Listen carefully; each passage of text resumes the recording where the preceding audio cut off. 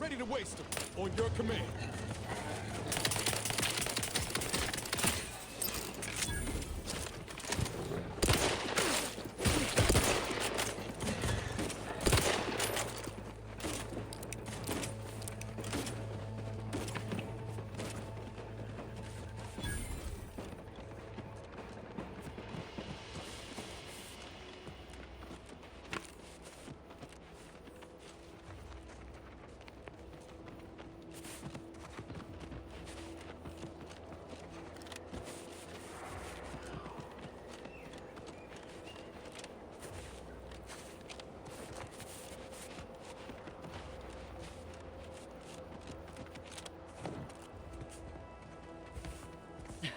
Oh, what's this?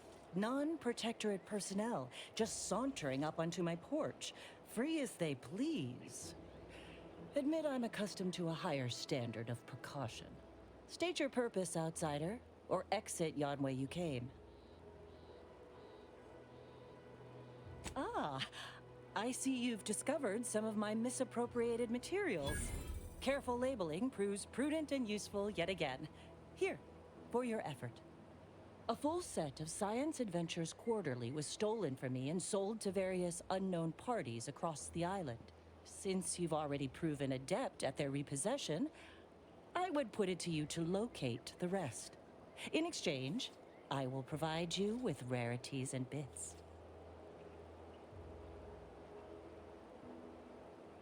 In my role, I compile material providing special insight on other colonies. Items prohibited to others, news logs, serials, and the like.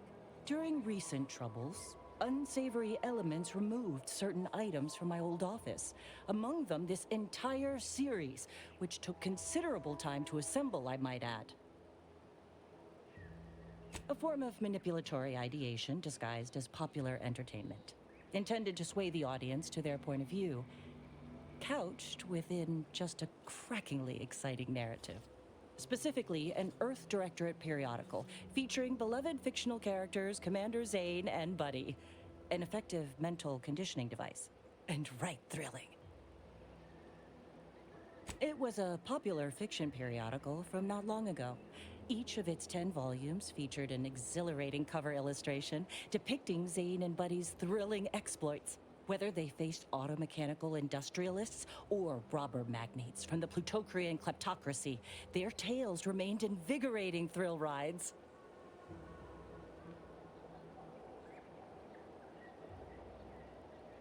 The line represented a growth of the medium from the less sophisticated, two-bit dreadful, both in style and effectiveness. Its remarkable popularity not only mirrored a rise in public sentiment against greedy corporations and tyrannical governments across colonies. The brief window surrounding the volume's release saw a marked increase in skip drone requests for Earth Directorate aid. I believe there remains much to learn from them. Ah, quite right. In fact, delightful. I am pleased you are on the case, as it were. So very Zane and Buddy. Return again when you have another 4 volumes, and I will trade them for more valuable oddities. May safety, amity, and ease be yours.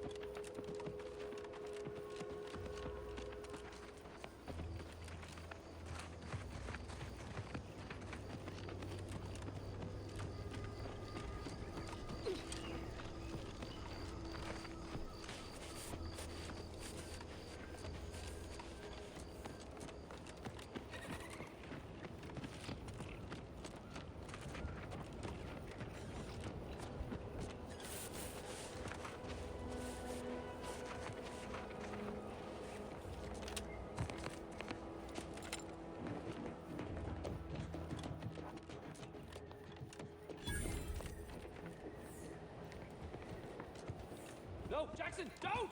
Don't fret. With these boots, I can fly. Jackson! Jackson! Twitch your broken legs if you can hear me, Jackson! Allah, I can't believe he jumped that way. Sir, I know this isn't the time, but are they gonna put us to the gallows for this? What? No. That ain't how we operate in Auntie's choice, Liza. We might be looking at a pretty fierce demotion for losing half our workforce and getting stuck up here, though. Demotion to fertilizer? No. Now cease your jawing. This ain't the time. Hey, you! You down there! Would you mind checking on our fellow? Might he have survived the fall?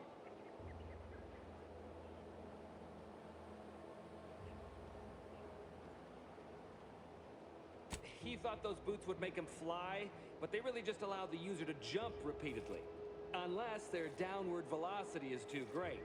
If so, well, you see what happens. Dying, actually.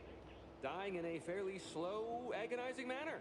We've been stuck atop this machine since Ida, one of our new Protectorate acquisitions, had her gray matter scrambled by the height, jumped down, and landed right in its gears. That's right. She joined us shortly after Auntie liberated her with the freedom of meritocracy, and she seemed happy enough. I can't fathom no sensible motive why she'd jump. Were you not listening?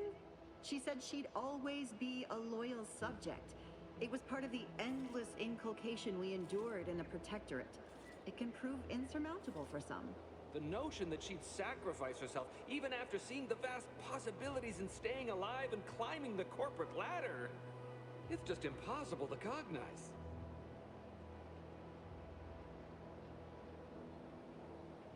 The reason Jackson tried using those plasma thruster boots was to gather a piece of machinery we'd spotted on a little table halfway up the spire.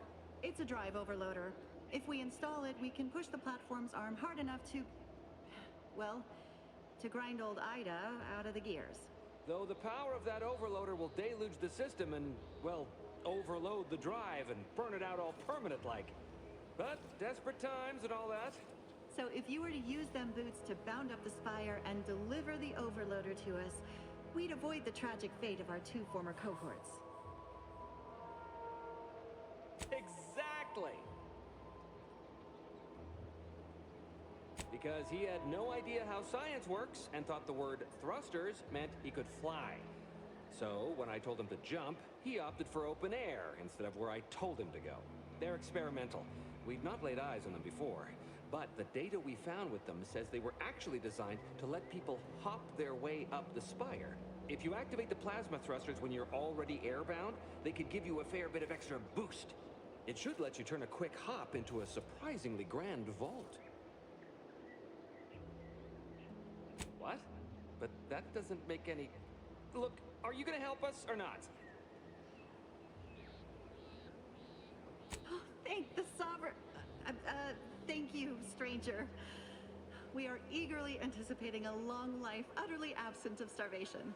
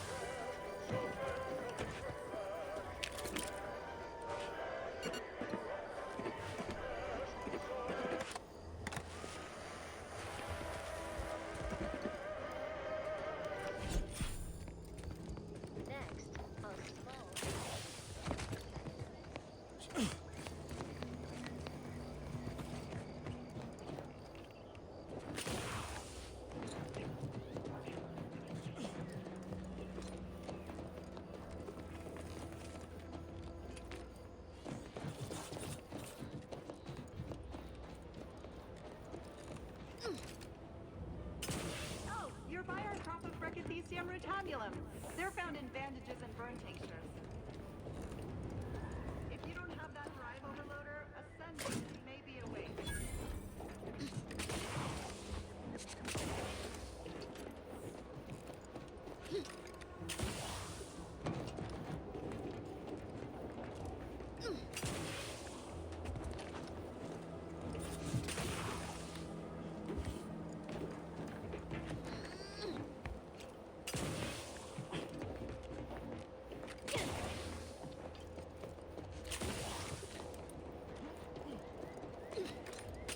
It? It was that easy? That was some impressive climbing. Poor Jackson could have learned a thing or two from you. Starting with the right direction to jump, I suppose. Wonderful. Get us down, and I'll happily compensate you in accordance with standard Auntie's Choice urgently improvised extortive standards.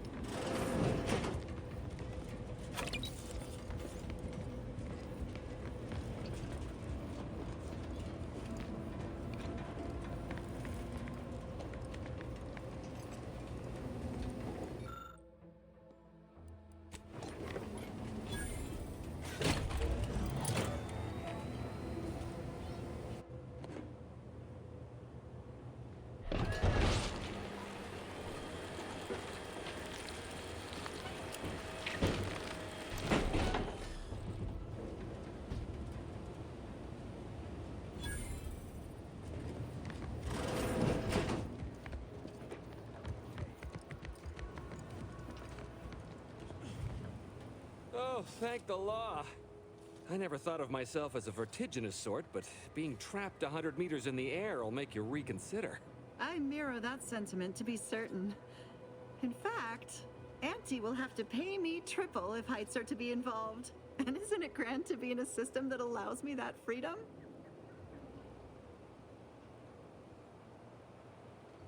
I agree with Liza. I'm inclined to keep a few paces from farming equipment from now on.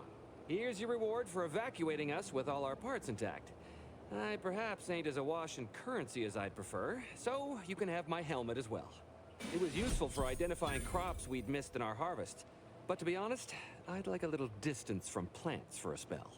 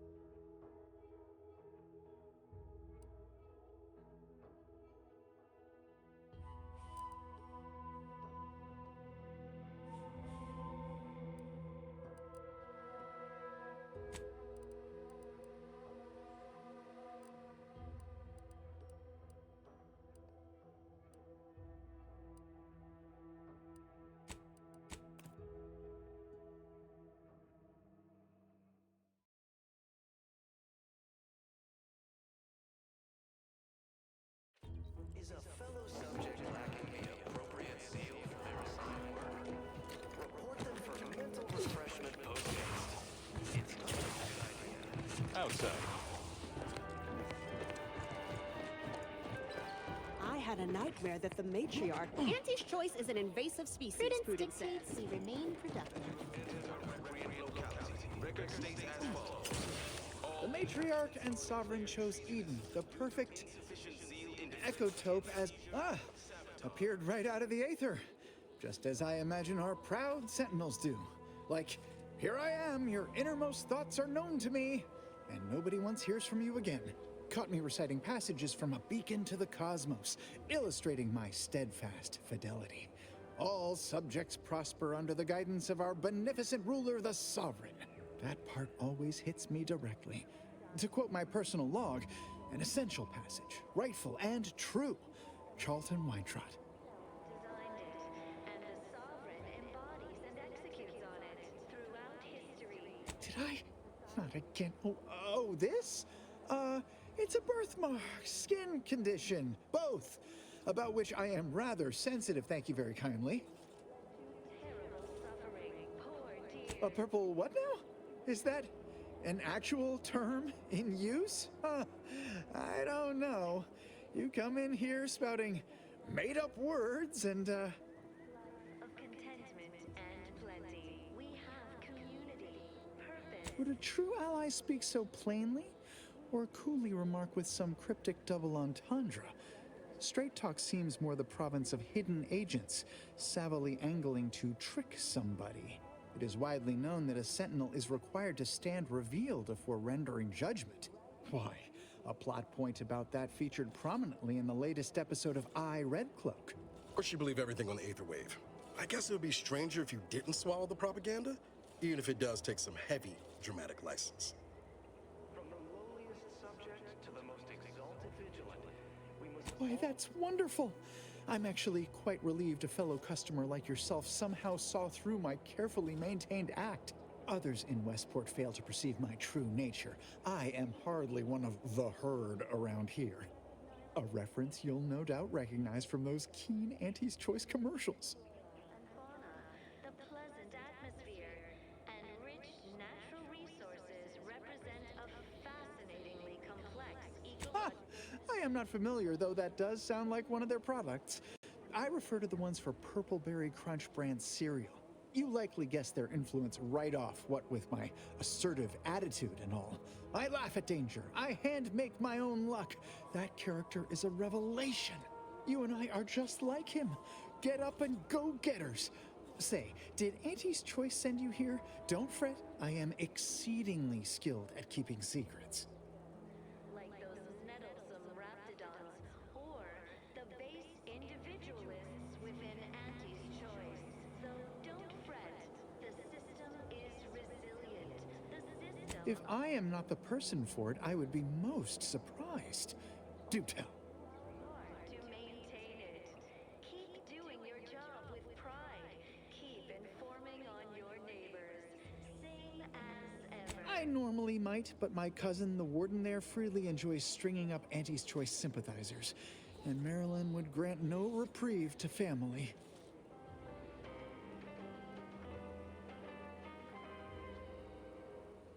Gray gone astray? Book a stay today. Are you mentally... That seems neither prudent nor wise. I value my neck and do not intend to hang. Under Protectorate law, we are bound to inform you that you have entered a recreant locality. Record states as follows. Oh, did you have another mission in mind? One especially designed for my unique talents? And or manipulative indoctrinatory falsity. Really? What was he like? Bold? Assertive? With a wildly obstreperous theatrical air? Prosperity. Disdain our sense of community. They sneer at our contempt. An audacious proposal. Yet this place, despite its recent humidity, remains comfortable and familiar. Why? Because the matriarch herself designed it, and the sovereign embodies and executes on it. With a full case, I might gorge upon such sweet goodness morning, noon, and night. All right, hand it over. Oh, but what would vigilant Hogarth say? What would everyone say? I can scarcely imagine it. Abandoning my community only to satisfy my gastronomical urges and risk-taking attitude. No, I couldn't leave unless Hogarth ordered everyone to go. Contentment and plenty. We have community, purpose, time for recreation. We sleep well at night. I'd say so, but I'm not some highly skilled subversive type or some such. You are. I'm certain you can find a way, somehow. Prudence dictates we take... As a recent convertee to Auntie's choice, I'd be honored to share my maverick, individualist perspective. Well, I can tell you someone who thinks he's important. Pinckney. Ever since he became interim chief mechanist, he's been crying day and night about that generator. If anything happens to that thing, I worry for his mind. We're all in this together. If I am not the person for it, I would be most surprised. Do tell. Perfect ecosystem. The native flora and fauna, the atmosphere, and rich natural resources represented... I normally might, but my cousin, the warden there, freely enjoys stringing up Auntie's choice simple. That seems neither prudent nor wise. I value my neck and do not intend to hang. Why, that sounds like something only a true get-up-and-go-getter would have the sand for. produces glorious bounty for all. Naturally, sometimes challenging. Oh, did you have another mission in mind? One especially, of course. Unbalanced, even the most robust ecosystem, like those nettle...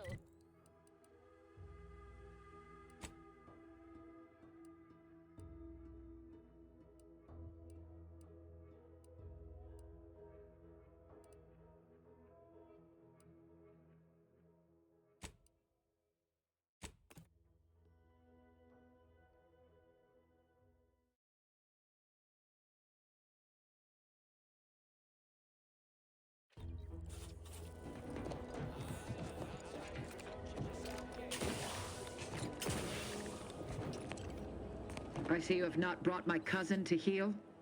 Have you at least seen about Ida? What? How do you know this?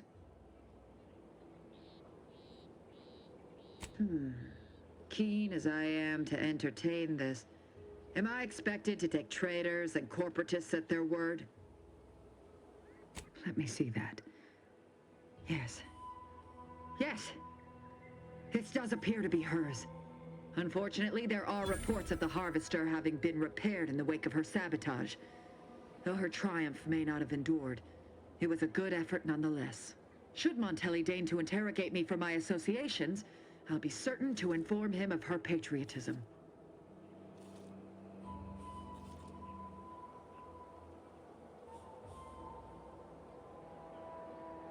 Spare me. She would have expressed the same manner of joy upon hearing news of my atonement. Duty above all. A true Protectorate subject knows this. I am thankful for the report. Now I just require my fool of a cousin in hand. Be on your way.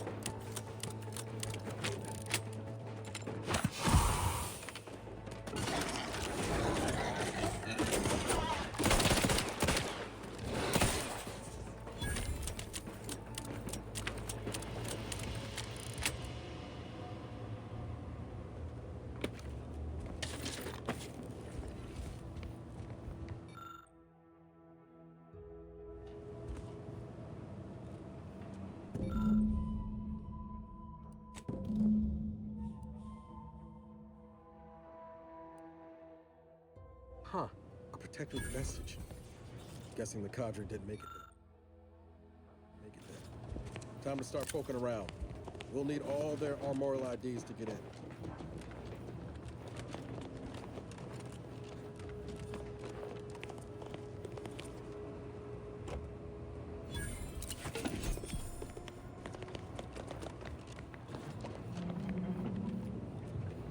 Captain, have we truly certified that all in our midst are suited for this mission? It would be most disheartening were any of us to bear reservations. If you take issue with my presence, you speak plainly. My loved one's deeds bear no influence on my own. Your loved ones, Juan? Once a loved one of mine became a traitor, I would no longer refer to them thusly. Unless you still harbor feelings. Enough! Your sniping discredits you both. Wardens must speak through action. Move out!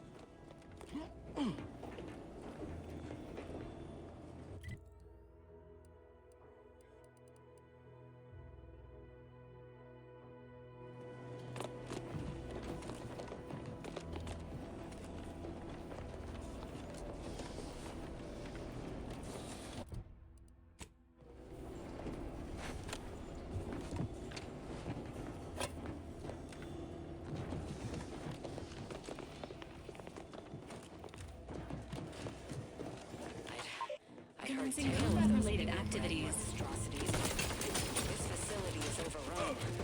We must pull back. Return with no less than a support battery. Orders do not retreat, nor take any ignoble action. I shall excuse your cowardice by way of show. Whether we are destined to succeed, we shall do what is required of us. We will not fall. Marshal, take a deep breath. In the event we don't You lot couldn't hit the broadside of a freighter.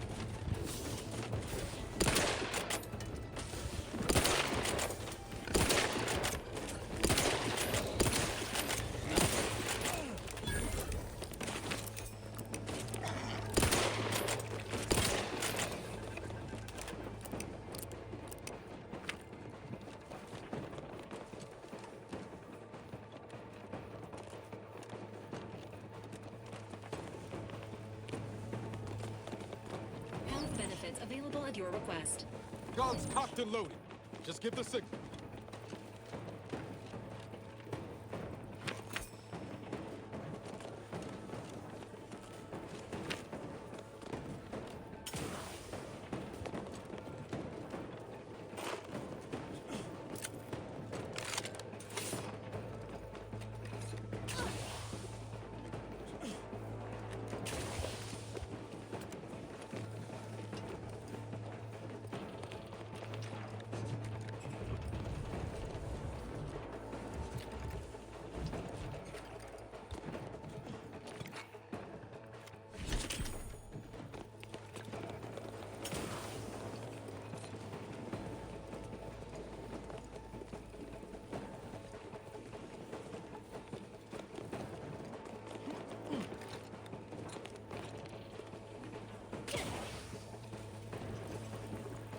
Ready to assist.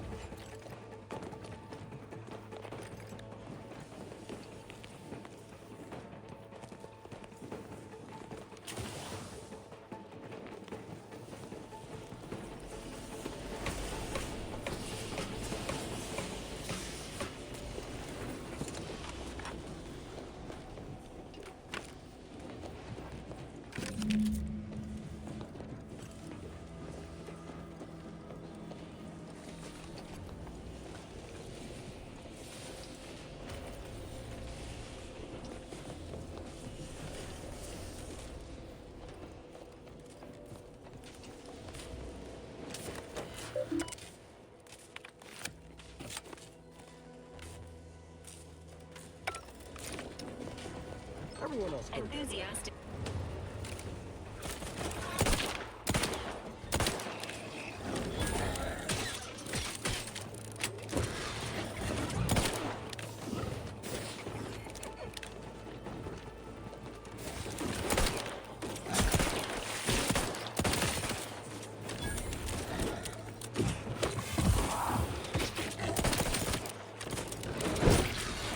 Ready to waste.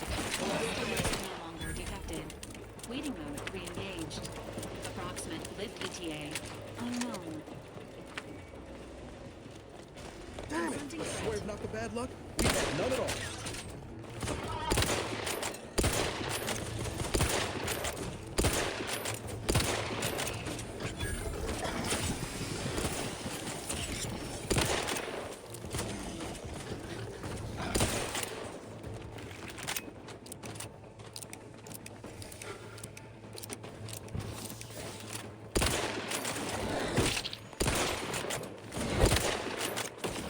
Not getting up without help, Commander.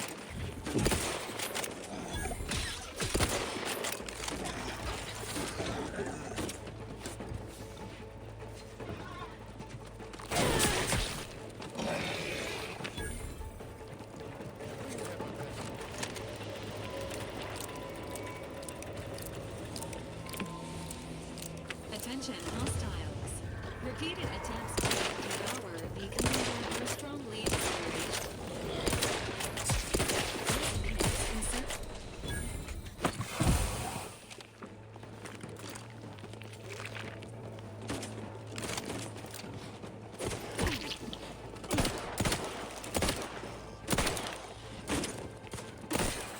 Emergency protocol syringes primed.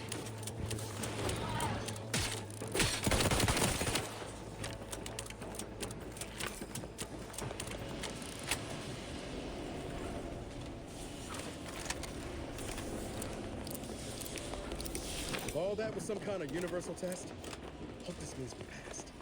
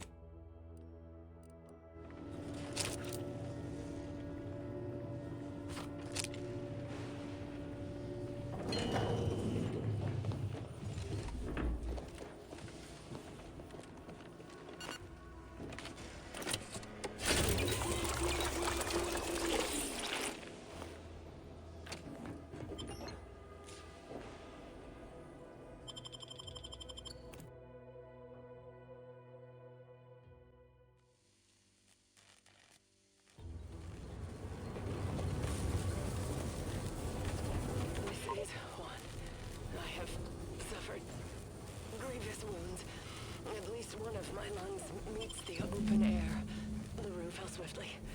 Screamed for me to help, but if I had remained to aid her, the mission would be at its end. The mission which is now doomed regardless. I arrived here to find the controls non-functional. Since my weapon delivers magnetically contained electric charges, I inserted it into a conduit hoping it would spring to life, but the Fairfield power controls deteriorated. I wish I could have been relief. In my heart of hearts, I wished my love to live. Despite her traitorism. My darling, I am sorry. But were you here, I would use the last of my strength to slay you. Our feelings are not even a candle to the incandescent love of the Sovereign. Our blood, my blood, for the Protectorate. Signing off.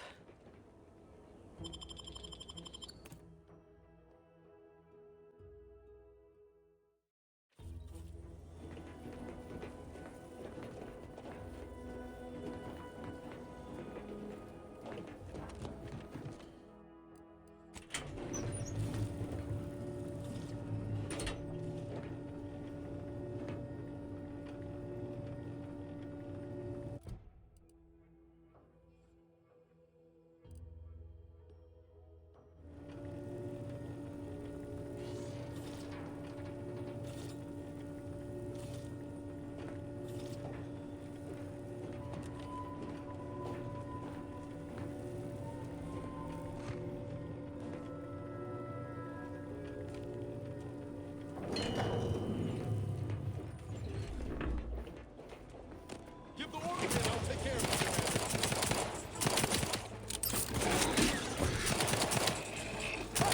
Easy on the actuators.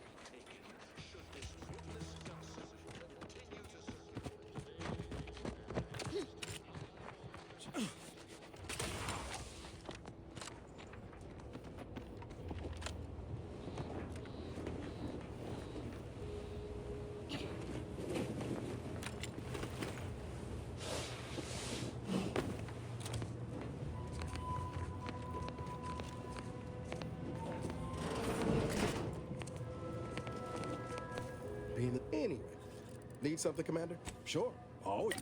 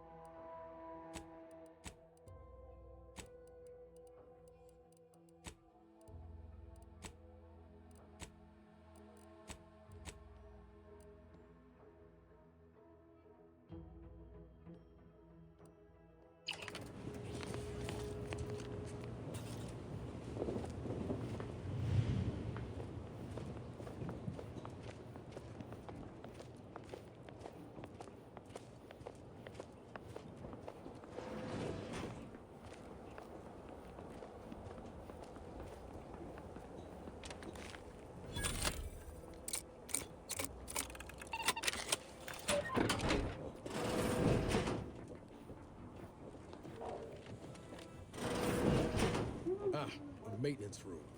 Now we're talking. This must be where they manage their automechs. What? I thought I heard you reciting poetry. It was most evocative, with rich metaphors and clever wordplay. Oh, thanks. Just a little something I want read at my funeral. We'll get funerals, right? We can't go wrong following a brigadier's orders. Can we? Of course not. Unless he executes us as traitors. Which would... Give the order and I'll take care of it, Commander.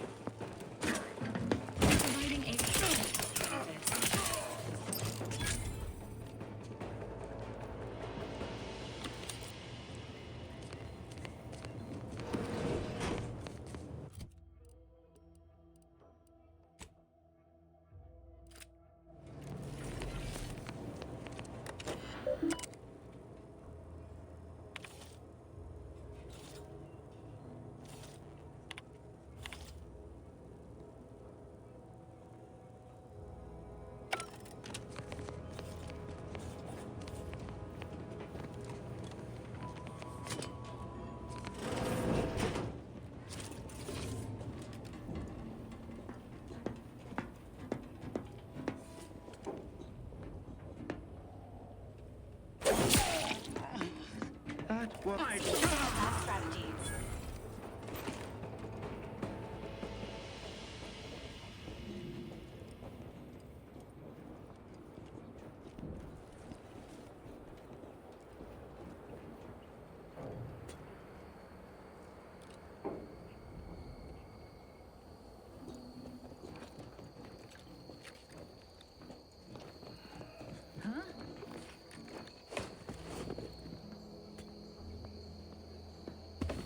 What manufacturers I can...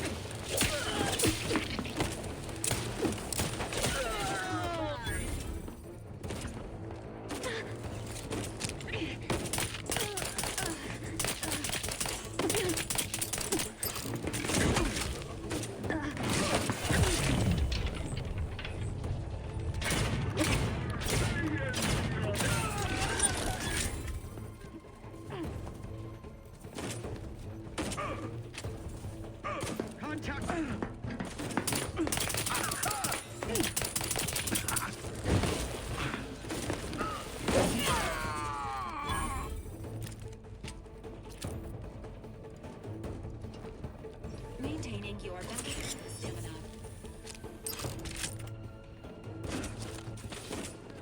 Ready to waste them. On your command.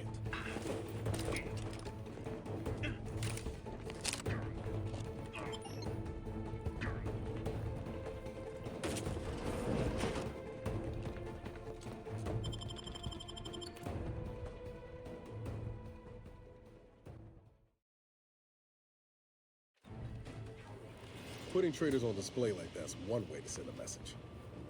Can't be too good for morale, though.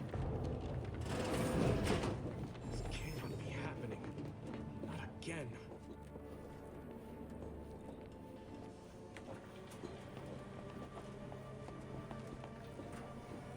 Come, quickly. We must all bear witness. Technicians, Acna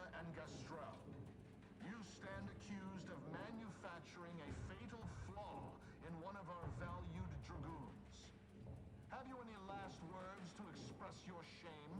That Dragoon was already defective. We were only rebuilding the logic assembly so that... At last, the truth alights. I hope this belated confession unburdens your conscience, though it will do nothing to commute your sentence. On the charges of sabotage and treason, most contemptible, I find you both guilty. No. No, please! This is all a misunderstanding! We're loyal!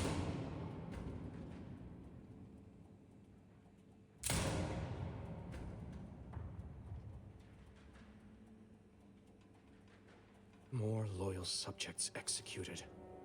And valued technicians, no less. I cannot see how reducing our own manpower guides us down a path to victory. Wait, I recognize you from Horizon Point. Yes, just outside the skip labs before the incident. I lowered the bridge in exchange for your help. But you didn't. Help me, that is. You must have been the cause of everything that happened that day. And to think I could have stopped you. Perhaps I would have, if I'd not been so vexed over mere demerits.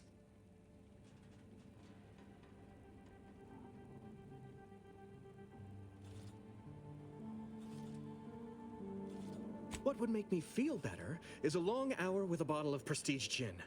And if you had never resurfaced from the darkest corner of my mind.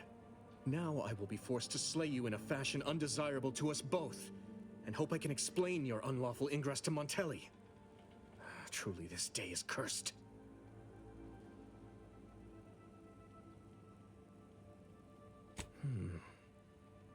It's true. Someone must intervene. And if you're capable enough to have broken into the Vox, then perhaps I can use you to finally force Montelli to account. It wouldn't be collaboration with an enemy, so much as finding the right tool for the right job. I cannot believe Montelli is so far gone as to forget his true duty. Or our friendship. If we were to work together, perhaps I could convince him to stand down. Go to his terminal. Search for any information on it that may be deployed against him. Also, while you're there, notify High Command that I'm taking control of the station. Why don't we just launch the Vox station into orbit while we're at it? Do morals not exist outside of Arcadia? No, absolutely not. And moreover, some things just aren't done. Not because they can't be, but because it would be wrong to even try. Besides, Montelli is not merely my superior. He's also an old friend. I must make some attempt to get through to him. Remind him of what true service to the Protectorate means.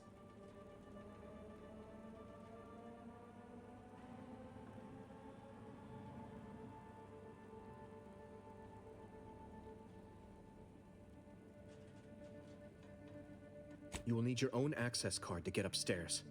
Blank keycards can often be found in the contraband room, and there's a terminal for encoding access in the security office. Head through the door to the right and continue down the hall. You should find your way without much trouble. Oh, but mind the guards. They'll still attack you on sight. My commitment to the Protectorate is unwavering. Obviously, I wouldn't be attempting something so foolhardy if I was not devoted to protecting cause above self. Remember, our success hinges on sending my notice and gathering any information you can from Montelli's terminal. Don't fail me in this, or it will be both our graves. I will join you as soon as you go to confront Montelli. In the meantime, I'll gather what weapons and allies I can, just in case things go poorly.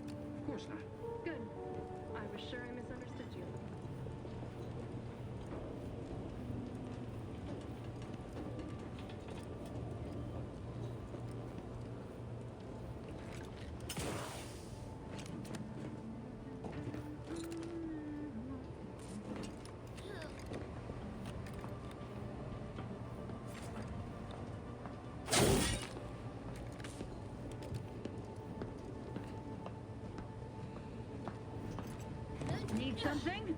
Let me know when you need it.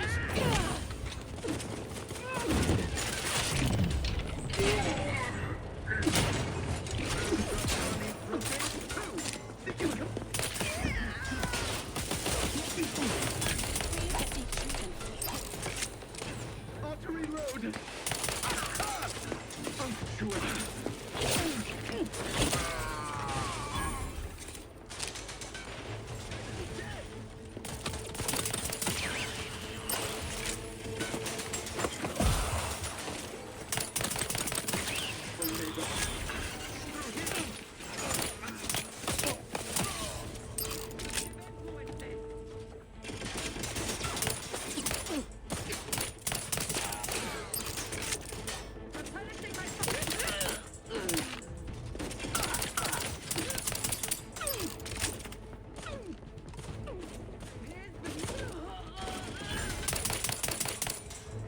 Guns cocked and loaded. Let's get this thing.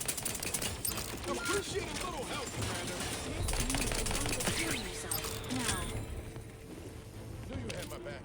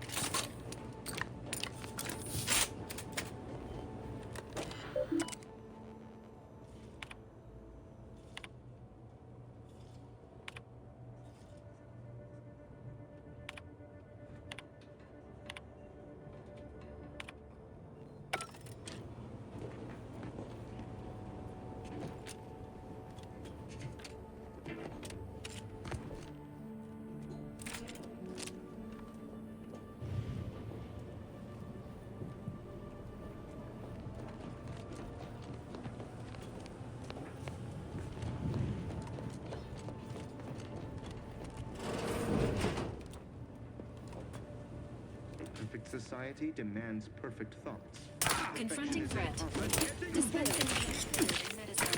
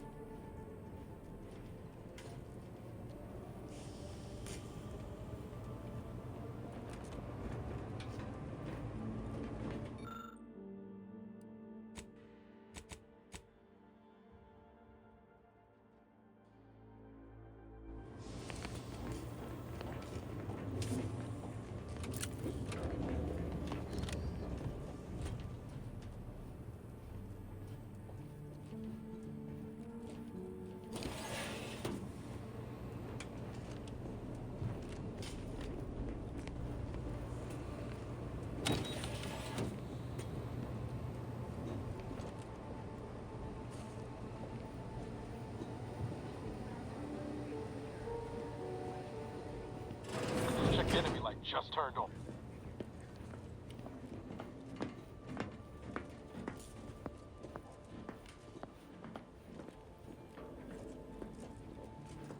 Duty of every protectorate subject, ensure they are operating at peak efficiency at all times.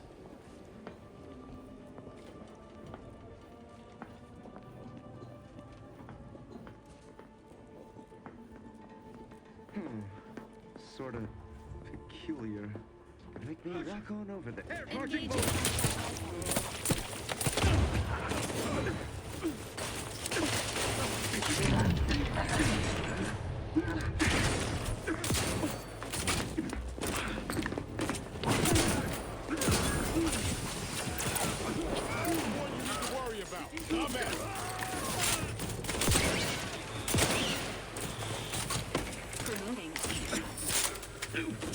Drive up there.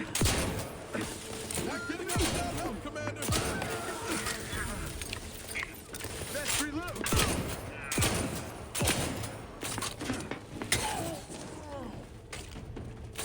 Knew you had my back.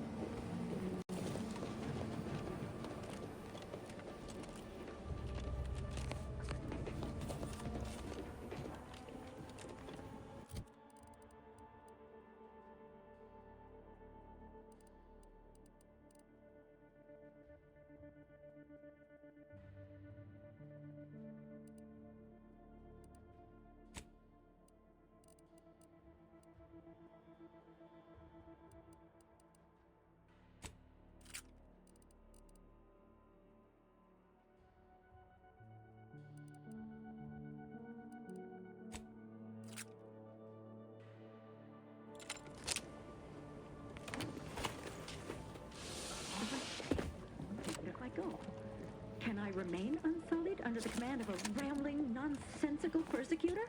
A right shifty-looking individual, if you know.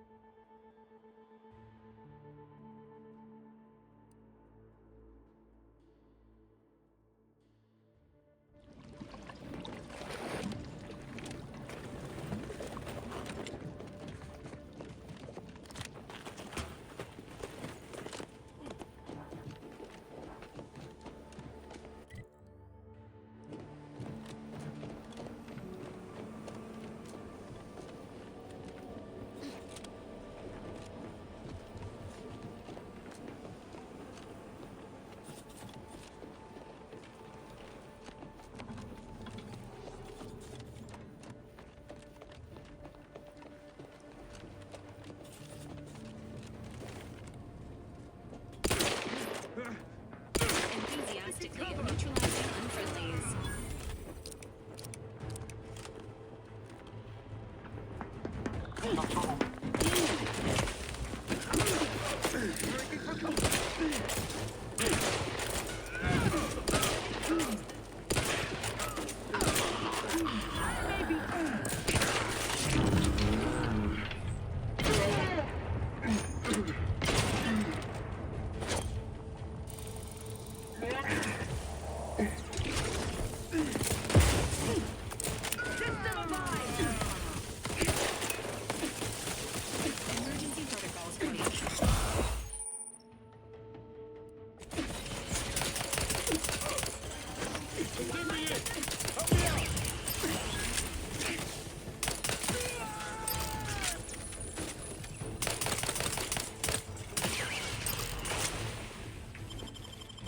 back.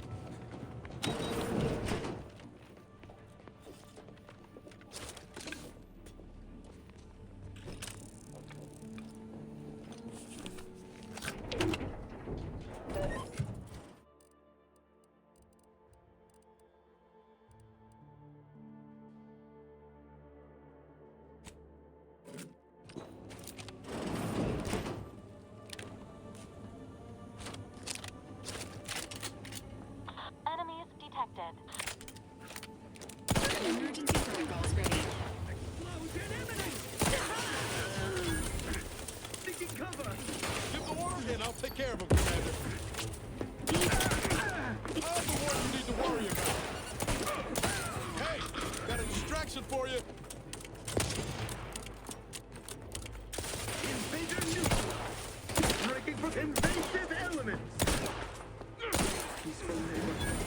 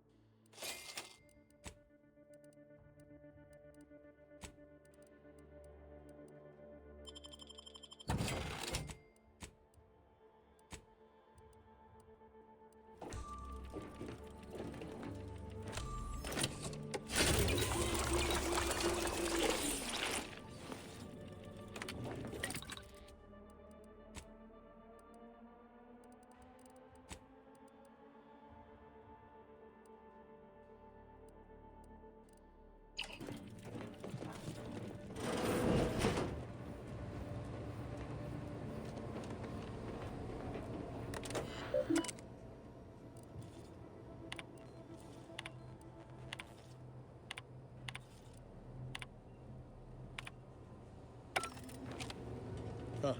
Appears our good brigadier is being guided by someone else's hand. You wager that influence is what pushed him over the edge?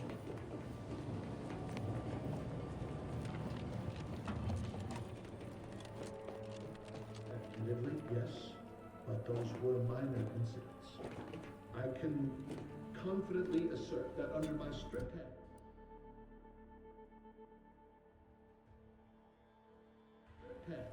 This station remains impervious to the What now?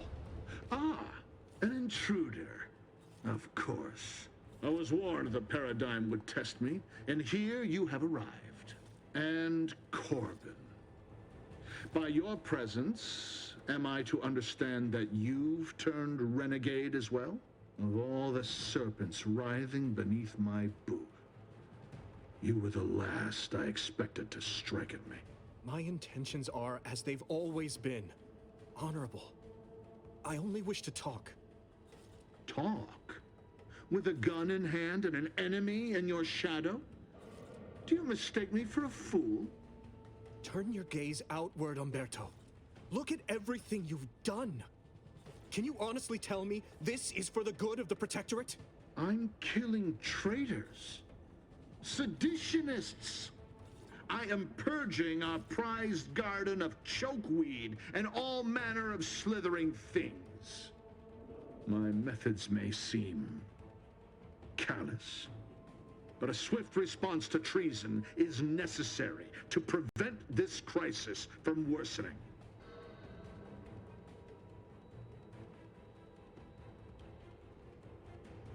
Auntie's choice, bah! The invaders are vacuous opportunists dead from the collar up. They would not have found purchase here if not for the festering rot already in our soil. Prove me false. You cannot. Our great protectorate has lost its way. Years of comfort and plenty have softened us, made us weak, undisciplined. If only the Sovereign heeded his consul's wisdom, he could restore the Protectorate's honor, instead of shaming his forebears by leaving such a grave task to others, like myself.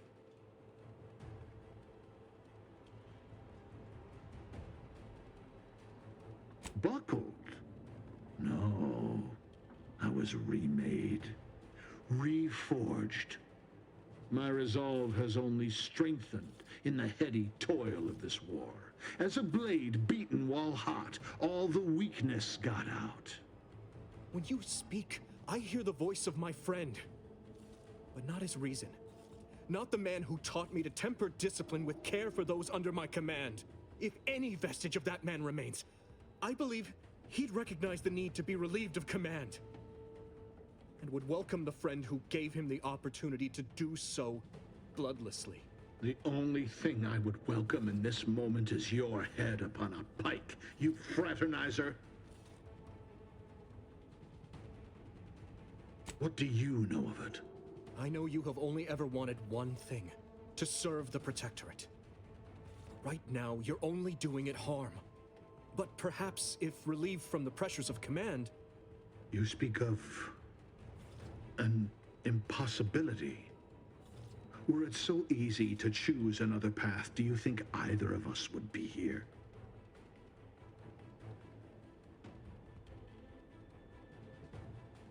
You are right. I was overzealous. I allowed myself to be swayed from what I knew my sovereign wanted of me. It was my foremost duty to defend the Vox and all within it. I have failed in this. Completely. Therefore, I am undeserving of this post. Corbin, the station is yours. Much good it will do you. I will hang for this. But perhaps that too would have value to the Protectorate. I will see to Montelli from here. I suggest you finish your business quickly, before others begin asking questions. Oh, and thank you.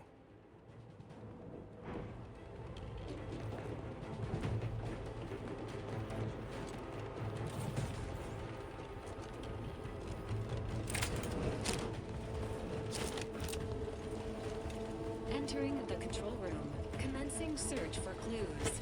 Subject, Agent DeVries.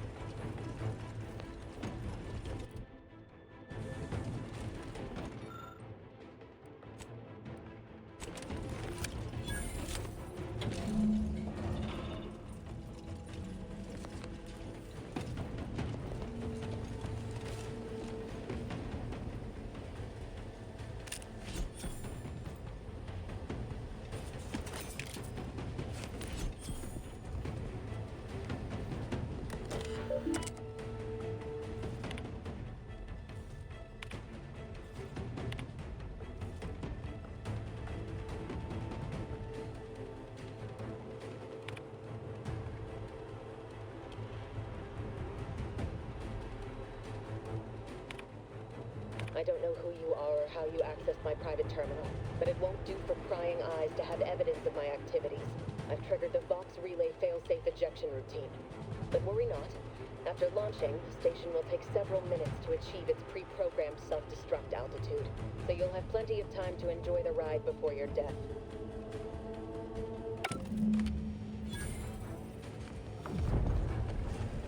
Now we know why Montelli locked the engines. He planned to crash the box into Fairfield. Do something to change the trajectory from the control panel. You gotta try, right?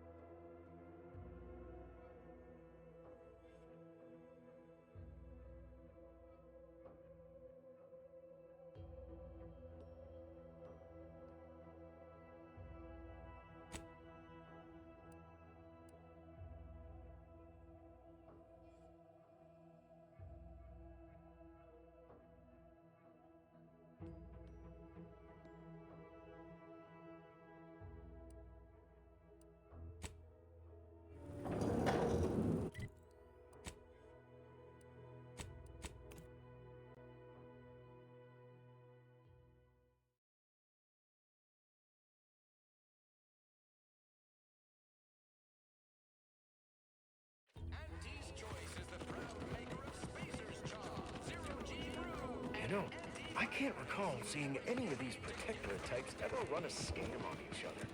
Weird, ain't it? Seems to really respect and care about it. Every time I think I'm having a bad day, I just tell myself, wait till tomorrow.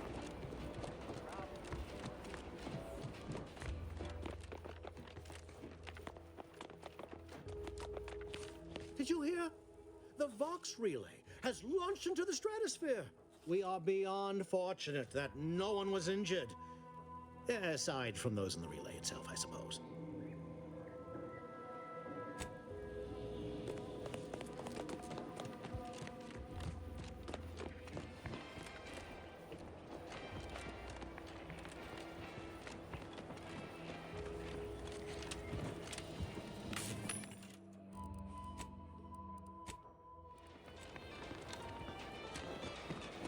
These rifts got me awful perturbed.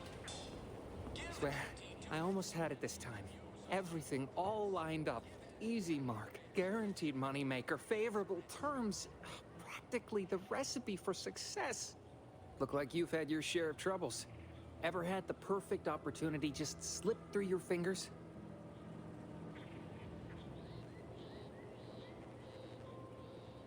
Wait, what? Is that from Jackson? Oh, thank the law. Jackson and I are partners, see. He unearthed an unexploited Protectorate technology.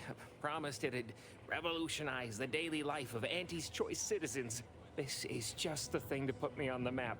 Fast-track promotion to lower middle management for sure.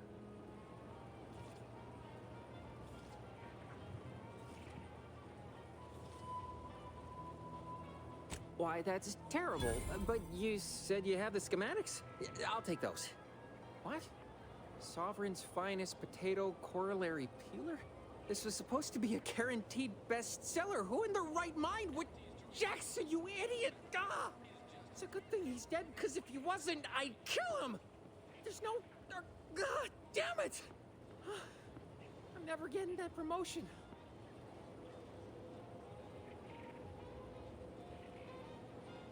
This was supposed to be my easy path to a promotion. Must be something I can do to salvage this. Tell me, did you come across any other advanced Protectorate technology while you were there? Anything more, well, easily marketable?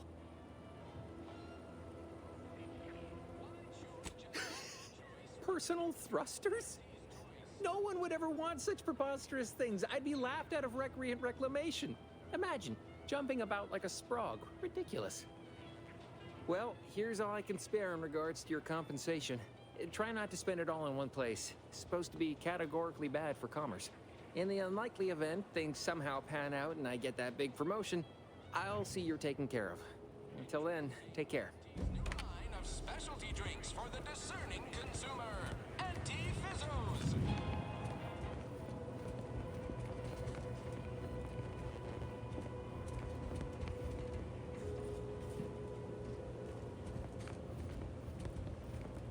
You're thinking too small, Murph. I'd put money on the Protectorate stashing treasure inside. A whole pool of bits enough to swim in. It's a constabulary, not a bank.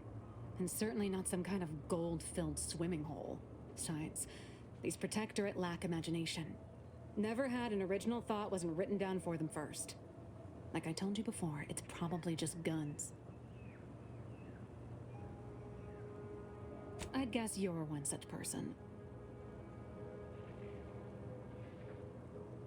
You won't hear me complaining about the benefits of superior firepower. Say, how do you feel about explosives? We've tried everything short of skipping a ship through that door to get inside. Though, come to think of it, maybe that's not such a bad idea.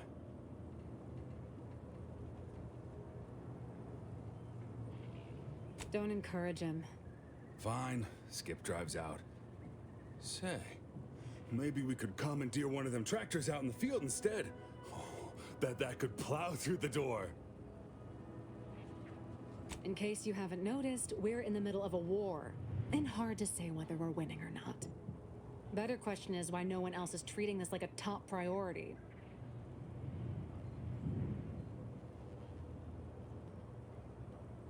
Part of being a good soldier is knowing your strengths and your weaknesses. For example, I'm good at shooting wisecracking stooges in the face. Want to see? Tell him about the bridge, Murph. That'll give perspective. In any siege, advantage goes to the defenders. Right now, the Protectorate still has control of the bridge to the Vox station. That station is the key to taking Paradise Island. When Officer Carr ever gets the go-ahead, we need to be ready.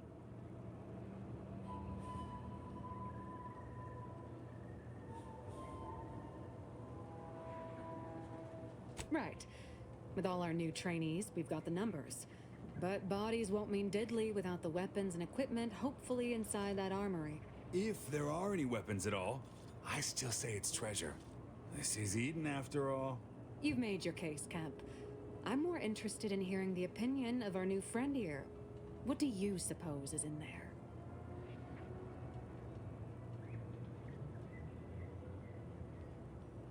Well, don't sound so excited about it. I don't see it mattering much either way. That door is sealed tighter than a salt tuna can. Nobody's getting through anytime soon.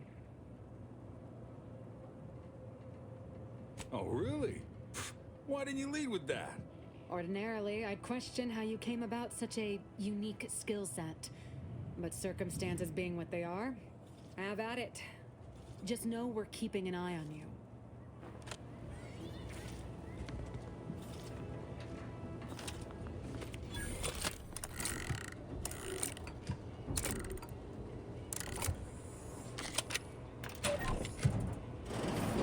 Whoa!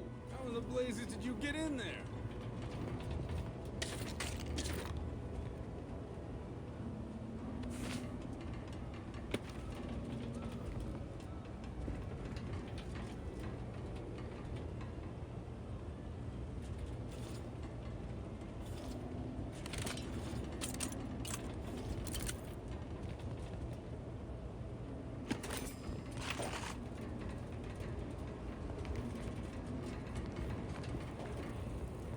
Huh. Guns after all. Most of these irons look pretty old-fashioned, too. A bit lackluster, if you ask me. Yeah, it's real sad how our trainees will have the armaments to defend us now. I swear, Kemp, sometimes I wonder about you.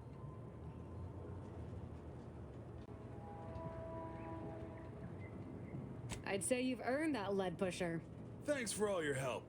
We'll put in a good word for you with the higher-ups first chance we get.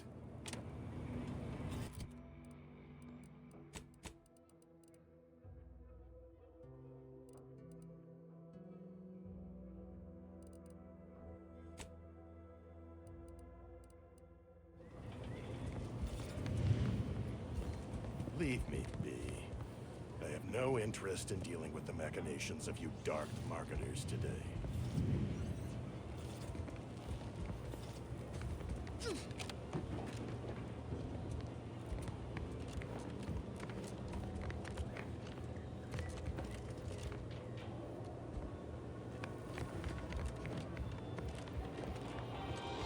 Whoever fixes this rift problem is definitely getting a hull-side suite with an Elysium view in head office tower. Wish they'd solve it. Holler when you're ready for me, Doc. I'll be over here. Definitely not in excruciating pain. Don't believe the rumors. Our rates of sepsis are lower than... Don't mean to sound unsociable, but you might not want to stand so close. The bleeding ain't contagious, but it ain't slowed much neither. I hate to bleed all over you. Wouldn't mind conversating a bit, though. Anything to take my mind off the pain. Oh, it stings. This unit is not permitted to operate within corporate-owned medical facilities without said corporation's consent. Non-legally binding reassurances, however, may be offered. Reassurances, you say? Like what? Deploying reassurance. Do not worry. You will be fine. I guess that's something. Look at me, drawing comfort from a drone after being attacked by one. Funny world, ain't it? I was on sentry duty, bravely surveying our perimeter for threats, when a Protectorate drone attacked out of nowhere. Third time in as many days. I returned fire like it was a cereal. Bang, bang, bang! Pew, pew, pew! Oh, not excessively, of course. Don't want Auntie taking that extra ammunition out of my paycheck. Again, it was all going fine until the damn thing blasts me while I'm reloading. Mighty uncourteous, you ask me. I'd prefer if they were. Like with little butler hats, programmed to say pip pip and the like. Wouldn't be cost effective, but it would be adorable. Anyway, Trooper Faulkner happened upon the scene just then and dispatched the drone before it could finish me off. No idea where these drones are coming from, but Faulkner's been having a time of it lately. Be nice if someone helped out, but Carr's hands are tied. Lack of resources, I guess? As for the rest of these fine folk, they were attacked by Protectorate while defending the forward operating base. Imagine the base is probably hurting for warm bodies just now.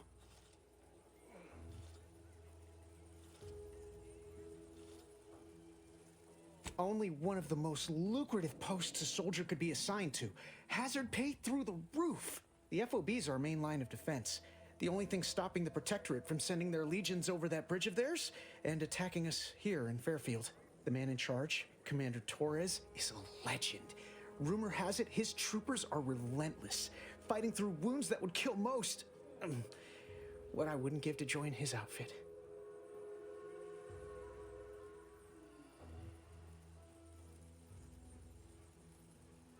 Playing it safe doesn't amount to much, but maybe you're right. Probably just muck things up at the FOB too.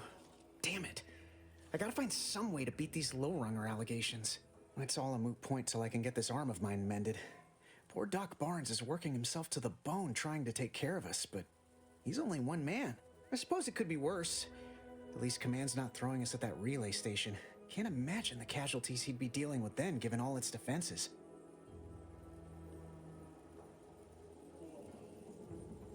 That sounds great.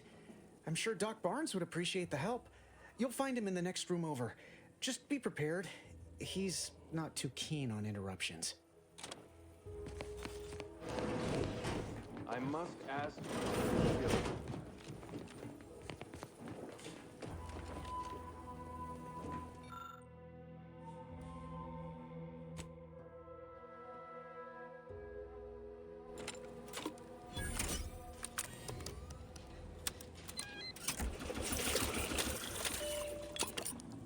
Excuse me, that chem set is not a toy. I'd say welcome back, but I reckon if you're here for the doc, hope you ain't in any kind of hurry. Waits.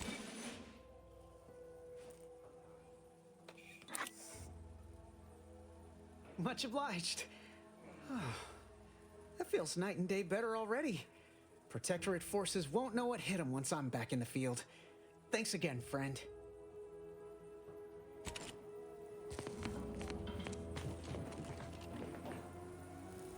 How did you manage to formulate coagulant with only a handful of ingredients?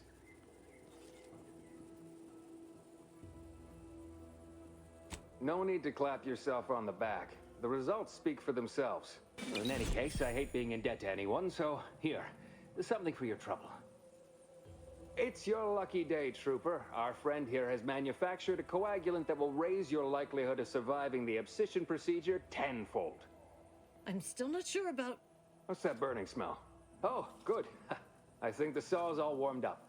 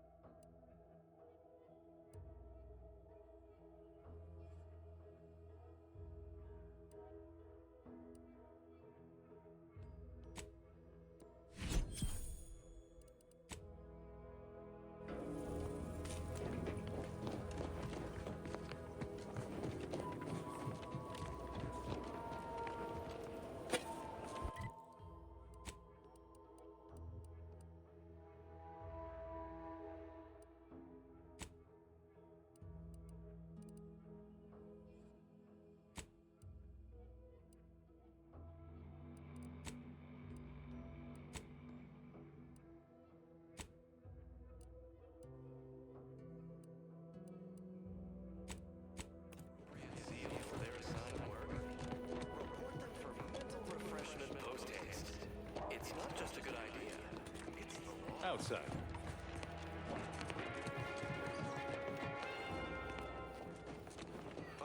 No, I just feel sad for them. It's even in their name. Auntie's choice. Don't take your meaning. They don't have the balanced hand of a soft Manipulative, indoctrinatory falsity.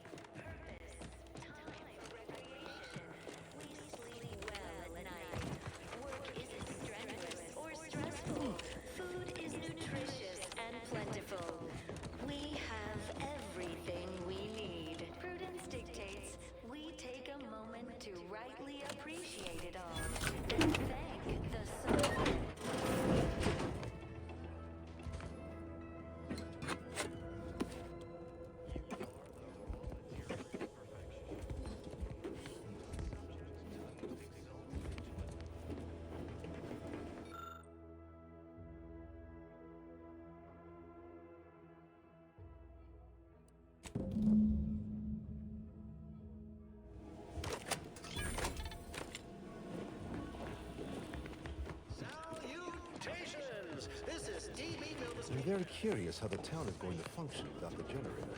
Yes. No auto mechanicals. We'll have to do the work with our hands. I'm sure this is all part of the plan. Trust the plan, observe set progress, sustain the system.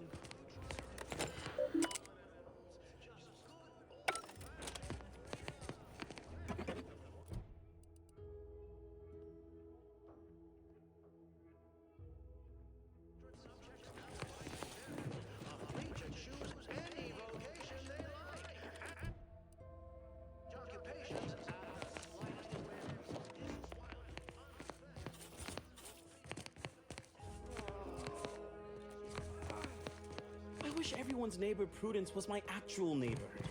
Except my domicile is presently underwater.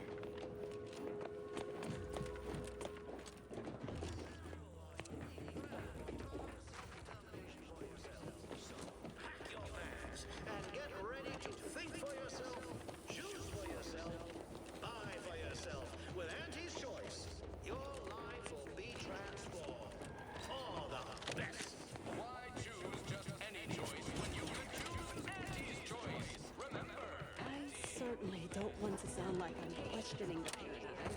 But why would the paradigm with a direct message to all protectorate subjects listening in? I'm afraid That doesn't sound like a sanctioned communique. The announcer's voices. at Auntie's choice. I was sad for a moment because my house got submerged in flooding. Then the wireless told me everything was mended.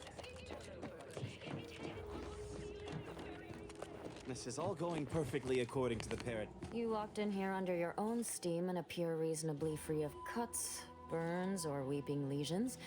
So, I assume you're presently devoid of mortiferous injuries. Good. Because we've got more of that than we can handle. Don't suppose you have any medical supplies to spare, do you?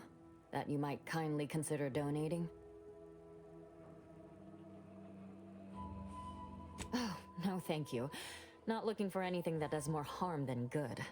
I've enough ailments to manage already. From what I've heard about Auntie's medicaments, might poison a patient or cause them to grow an extra head or something. Never know what they're testing out on you.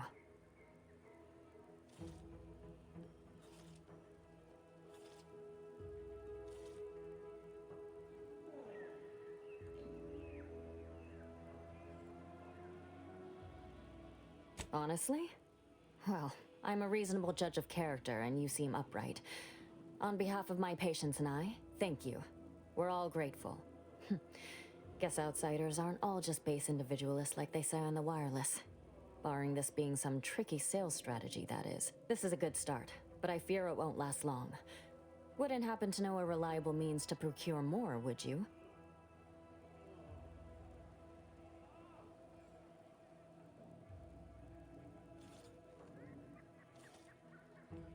They'd sell to us? Those medicaments you gave us before? No, never. You must think me easily hoodwinked. Our societies are sworn enemies.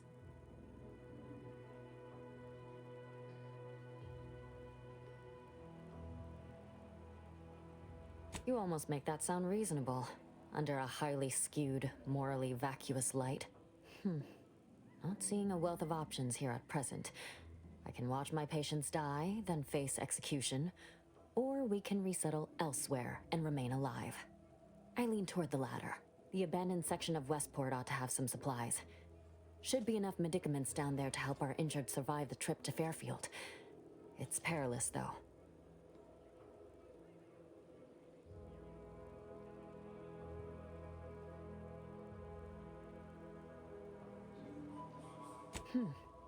If you're sure it'll retain its efficacy, that might just do the trick. I recognize these patients require more care than I'm able to provide here. Seems like in Fairfield, I can get them the help they require. The one last additional thing we'll need is for Vigilant Hogarth to agree to it.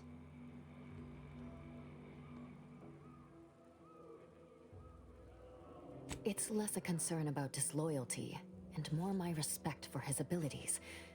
He's a skilled leader, and we could sorely use his aid, from coordinating logistics to keeping up morale. I'll surely have my hands full with my patients. His presence on the journey would save lives. See you when I see you.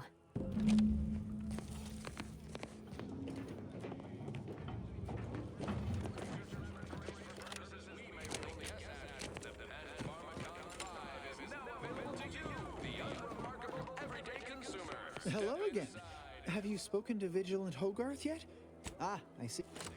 Molecules and curing such ailments as dropsy, sciatica, narcolepsy, rickets. Got something on my mind. Did you hear that message over the loudspeakers? About choosing your chosen profession? That Milver Street fellow said in Fairfield you can, if I understood correctly, opt for any job you show proficiency. Could that truly be true? Or is it a base falsity foisted by Auntie's choice to, you know, undermine Protectorate subjects' unflagging resolve?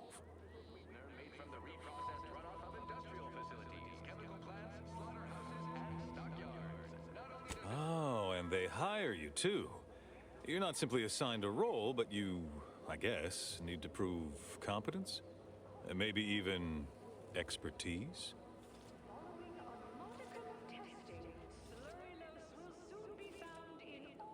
That's a right intriguing proposition.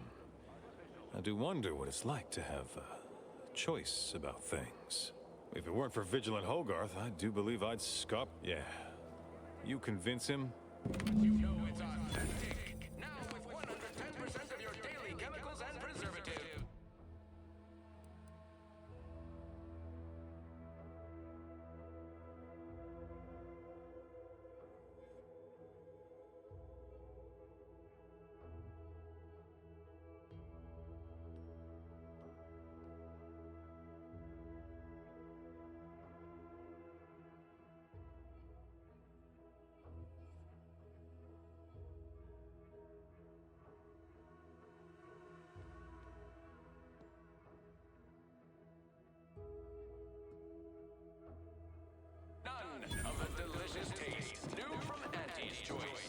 nature ends, we begin.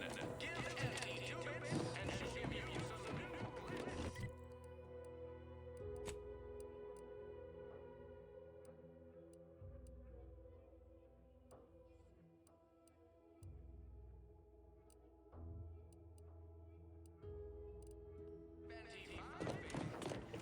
People have been complaining about those. Can't imagine telling Hogarth I'm leaving.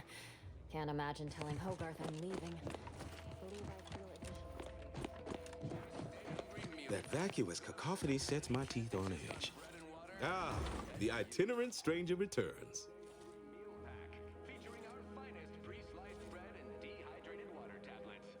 Thought you'd agreed to help us, not those corporate heathens. Not my favorite topic of discourse, but I do like the cut of your jib. Very well. State your piece.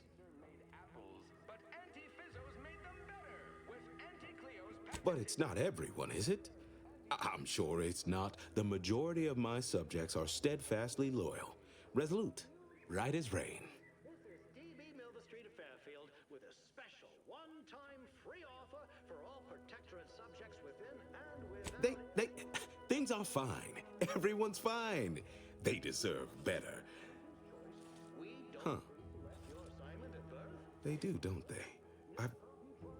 I've tried to tell myself it's better to die a subject of the Great Protectorate than live a life driven by freedom, but you may be right. Regardless, now that we're all traitors, they really don't need my permission, but if they want it, they shall have it. My former subjects are free to live an empty life with Auntie's choice. I'll make an announcement. Order them to depart for Fairfield, but I will be staying. Should I? Haven't I failed them enough for one lifetime? No. I will stay here and loyally await the judgment I richly deserve. With Auntie's choice, your lives will be transformed for the best. Why choose just any choice when you could choose Auntie's choice? Adherents are expected to hold firm to the end. Such is the degree of our devotion. Cleo here with a direct message to all Protectorate subjects listening in. I'm afraid you've been fed a lot of hooey about all of us. I suppose my duty to my people remains, whether here or in Fairfield. All right. I'll go, unsure how I'll endure such an empty existence. Perhaps, if I offer my old subjects periodic advice, our sense of community may somehow, despite the wiles of commercialism, remain. All right, then. Suppose it's time to make my announcement. They say you're part of a community. We say you're just part of the herd. At Auntie's choice, we respect the individual. Attention, everyone. Attention. I, Vigilant Ogden Hogarth, hereby do order all subjects under my command to abandon the settlement of Westport at the earliest possible juncture. You are to depart for the township of Fairfield, safely and together. Once there, you are to appeal to local authorities for citizenship with Auntie's choice. Thereupon, you are thus and forevermore...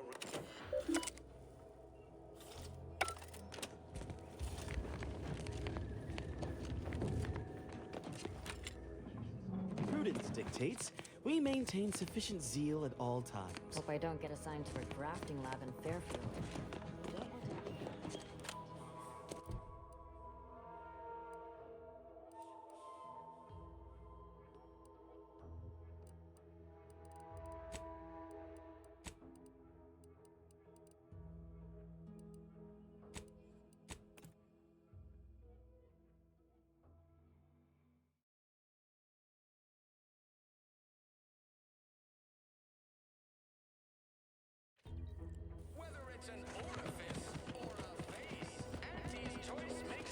Ever wonder if our assignment here will never end? Like, our employment contracts just keep renewing. I ain't even close to hitting rock bottom. Middling bottom, sure, but not rock bottom.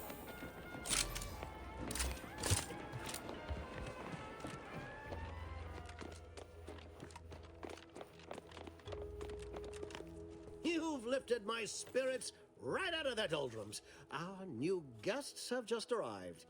Here, a considerable reward for your considerable efforts. Had anyone asked, I would have bet a year's pay against your capturing the hearts and minds of the denizens of Westport, and it seems I would have been out a great deal of bits. I've two minds about the convertees. Anyone with eyes can see they need guidance, but a pernicious system is not easily abandoned. Have you any thoughts?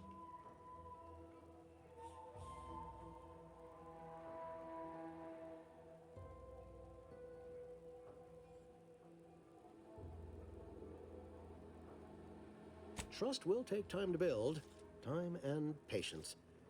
But that is an investment I am ready to make. You've given me a great deal to think about. I am in your debt. I cannot overstate what a capital compatriot you've been, my friend. Now be off. I've many refugees to see to. Now, should you ever find yourself visiting the ACS Undisputed Claim, do come see me. I've no doubt that when we next meet, I'll have risen 6 ranks, at least. Farewell!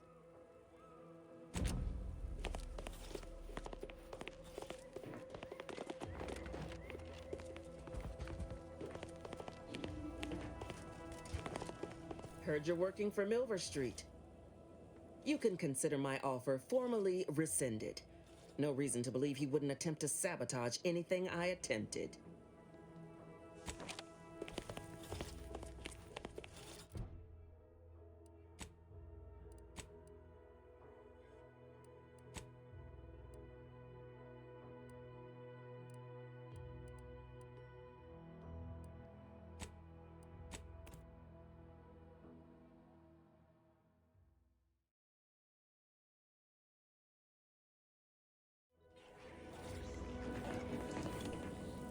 Ah, there you are.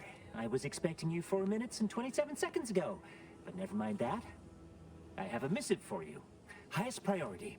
Recipient's eyes only.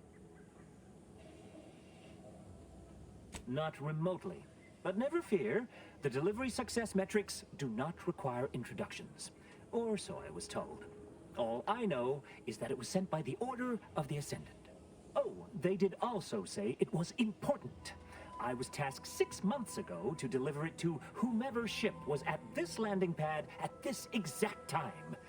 Well, 4 minutes ago, like I said.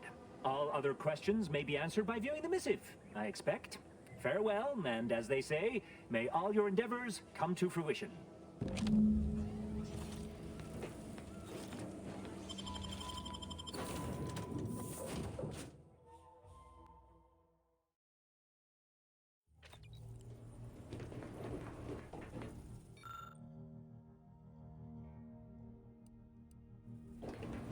Time to watch whatever it was the messenger had for us. Greetings, Agent of the Earth Directorate. I am Ruth Bassar, presiding Bishop of the Order of the Ascendant. At this time, I can only presume you think us your enemy, directly responsible for your colleague Augustine DeVries' actions way back on Horizon Point. I assure you, we were not. A splinter group was behind that heresy. The collective of scientists and scholars I lead are committed to elevating humanity by pursuing a greater understanding of reality. I believe our goals are not incompatible. We both oppose the Protectorate, and we both wish to preserve Arcadia from ruin. We can help each other. I entreat you to speak with Abbot Newell. He can be found in Golden Ridge at Matriarch's Mercy. He will aid you in your mission, and hopefully, you will see fit to aid us in ours. Nav key coordinates to the Golden Ridge landing pad on Dorado are embedded in this message. Go forth as was determined, and may the plan guide you. Well, who could turn down an invitation like that? To Golden Ridge, Commander? Saw what happened to the relay from across the island. You're damn lucky you made it out in time. Real glad you found a way to mitigate the destruction. Without the relay looming over all, maybe the island can finally recover. Lon knows it's seen enough as it is. Sounds like your old pal DeVries was in deep with the Order. Now, I don't know a whole lot about them, but I don't reckon fanatical is part of their employee code of conduct. And as you've seen, that kind of loyalty can pose a real problem to everyone else. But we'll track her down before it comes to a head. Don't you worry. Fine by me. Oh, I see. You're here to gossip. All right, let's hear it. Who do you want to talk about? Seems friendly enough, if a mite guarded and a little thick-headed in his view of Auntie's choice. Regardless, I can assure you I'll treat him with the same respect I show you. Though I reckon he's seen his fair share of struggles over the years, no matter how he tries to hide it. Think he ought to ask for help when he needs it.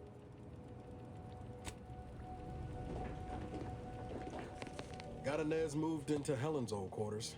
I figure, if anyone's unlikely to be vexed by finding fossilized purpleberry crunch in their mattress, it's an Auntie's Choice trooper. You think Helen would approve of us taking on a product pusher? Yeah, suppose you're right. They'd have matched wits well enough. It was less merger and more hostile takeover. I don't have all the details, but it sounds like Spacer's Choice tried to outmaneuver Auntie Cleo through quasi-legal means and got a hell of a lot more than they bargained for. And now her new brand's been turned into an invasion force bent on conquering the entire system. Funny how life works out. Always up for a little backfence talk, though I'm guessing you don't mean Val. Can't say I know her well enough to have much in the way of an opinion. She seems capable, and shockingly, she hasn't tried to sell me anything yet. She's still got more loyalty to Auntie's Choice than they have to her, but maybe we can help her see that one day. Sure thing. I trust you've got particulars in mind?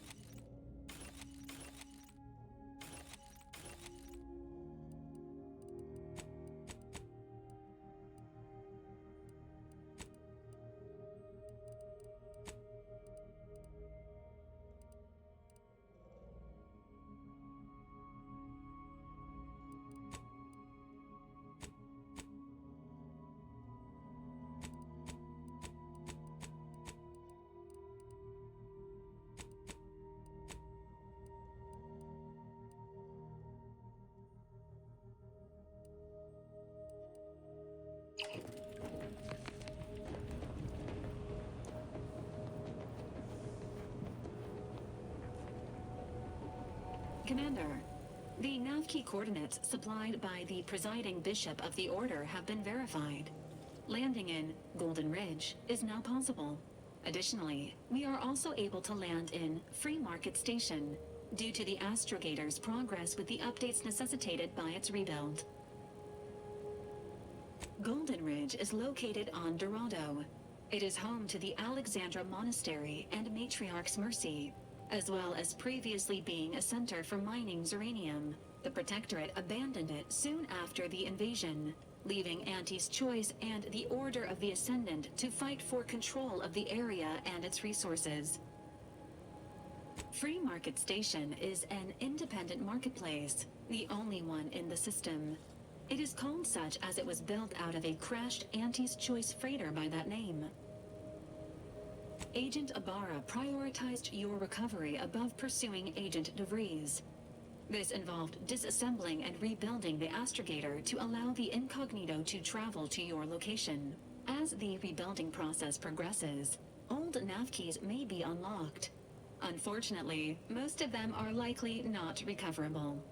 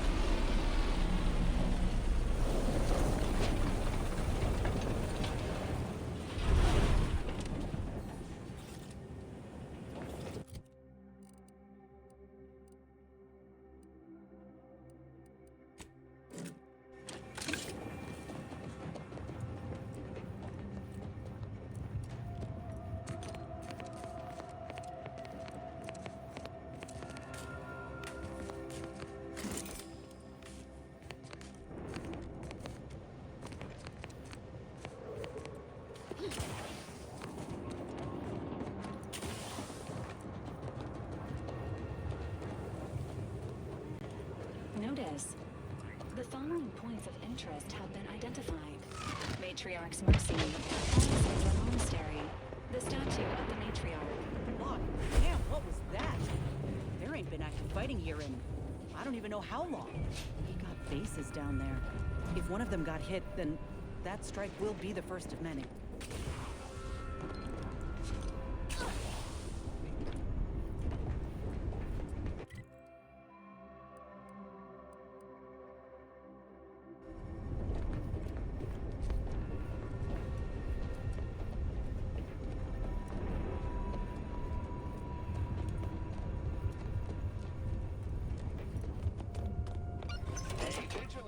Report any suspicious activity to your nearest station warden.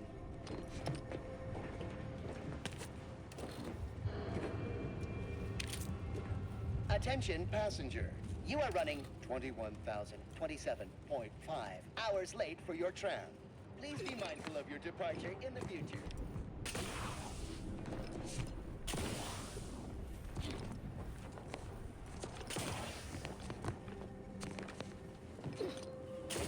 Station must have really been something before the war made its home here.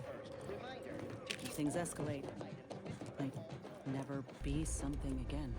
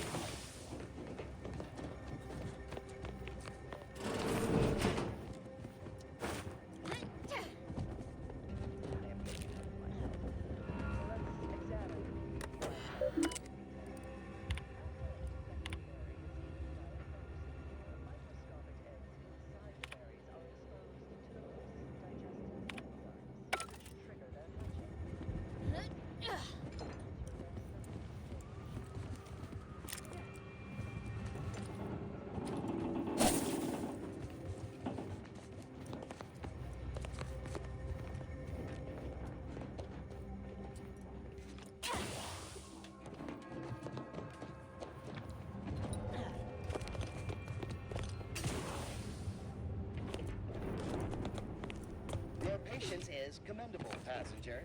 Please continue waiting quietly until the next tram arrives.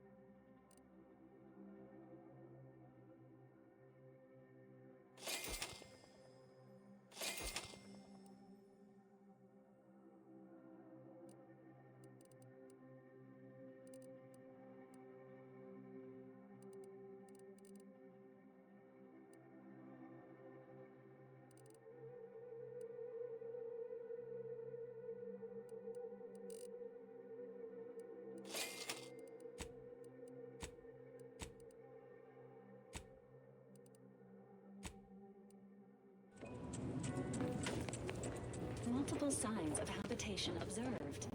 Helpful tip. Agents are advised against touching stains of questionable origin.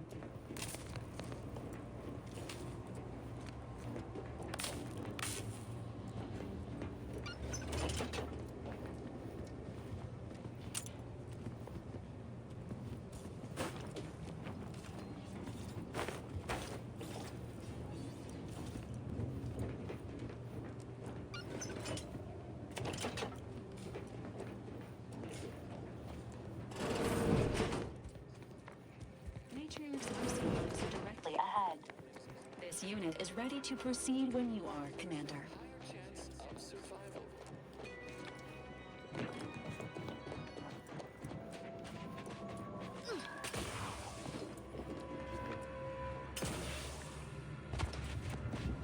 Please, somebody help us! Anybody, please! Finally, some help. We desperately need aid. Desperately. My family and I, we was making our way to the mercy camp for us refugees. We were set upon. My wife, my son were injured. Can't move them by myself. I had to leave them just past this tunnel so as I could go for help. But being alone is even more riskier. The Varachnids, I chased them off, but they'll be back. Please help us. Ain't nothing I can do for them, but you got weapon and medicines and can get us to the camp. Please. I don't... Very, by my guess, she was bit on the thigh, high, like, can see bone. Or maybe white means infected? She's screaming all the time when she's awake. Then she goes to sleep. She in agony. And my son ain't waked since the attack. Hurry, please. We must hurry, or they'll be eaten. Or worse. Thank you. Thank you. This way. This way.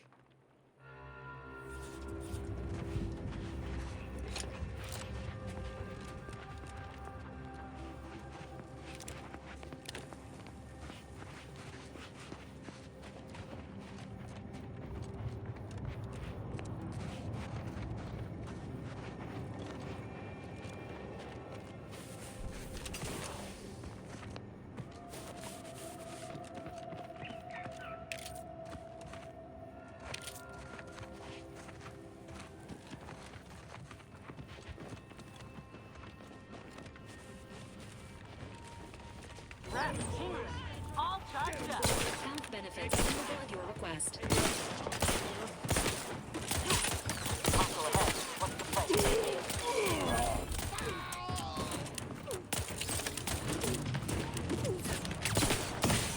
Don't take cover.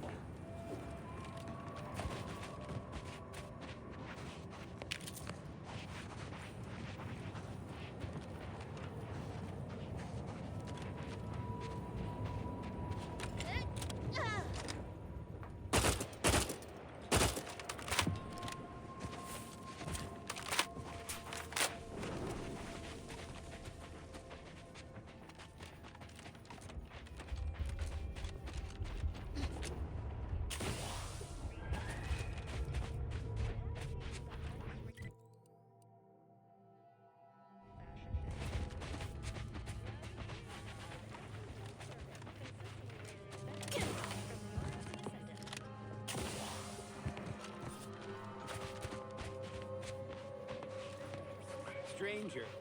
The Order bids you welcome, but also warnings. In light of the recent attack on Auntie's Choice, you may want to make haste to Matriarch's Mercy. It's just down the road here. So it was one of our bases that got hit. Well, I'm gonna be sick.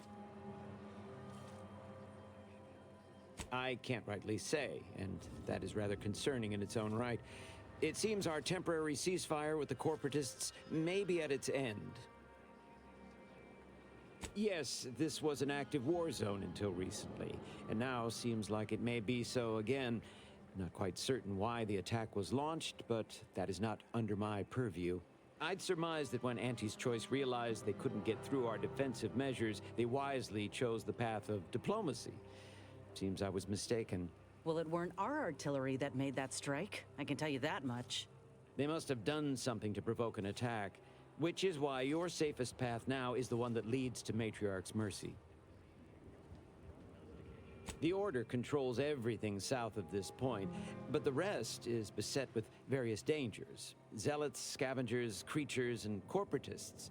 Well, not certain about that last one anymore after the attack. Cultists, mad to the last one. I believe they worship the rifts or some such.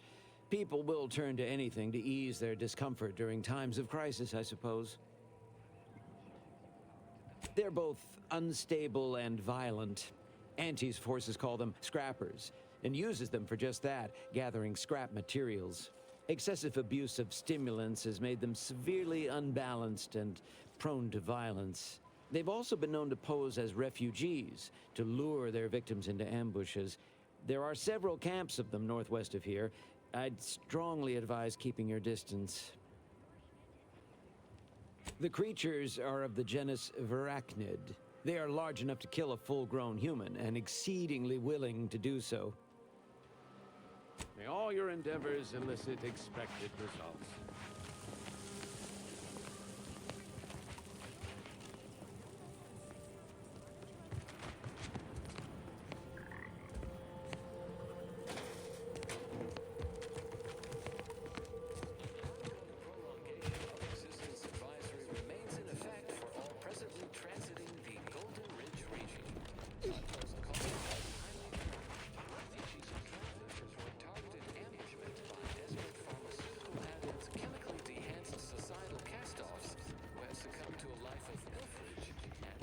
Refugees, looks like. And after that strike, there'll only be more at the gates. Another refugee? All right, step forward. Just a moment. Allowing anyone into Matriarch's Mercy unprocessed will upset the precarious ratio of refugees to aid. We should have an opportunity for placement in approximately 7.85 days, presuming no unforeseen alterations. Oh, no, we can't allow that. You'd best go and see our doctor at once. Just keep your distance from others. Our calculations do not afford many sick refugees. Welcome to Matriarch's Mercy. Rule number 1, no crowding. Rule number 2, avoid the exclusion zone. Our seer has predicted non-specific imminent danger. I thought the name was self-explanatory. Our seer predicted that a corner of the encampment is in terrible danger. Danger from what? Or when? Unclear. Stay away from it, and, in all probability, you won't have to find out. Our predictions spring from the universal equation, the very numbers that guide the stars. Only a fool ignores probability, and we don't suffer fools around these parts. Safety and probability are incompatible. Eventually, nowhere will be safe, including here. Not at present, but according to our predictions, the creation of a third rule is likely, if not inevitable. That's enough questions. Keep the line moving.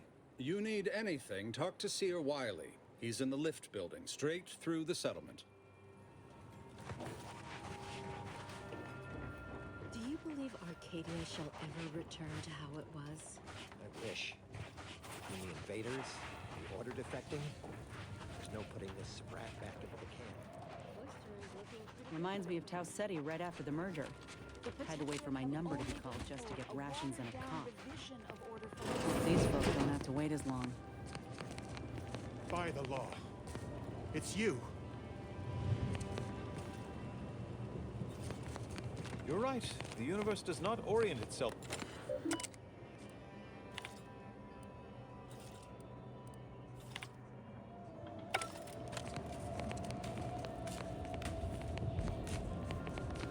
Ah, you must be the, Earth Directorate Agent I was told to expect. Your punctuality is commendable. Allow me to welcome you to Golden Ridge. I'm afraid I've no refreshments available, but can I interest you in a customary debate over decidability?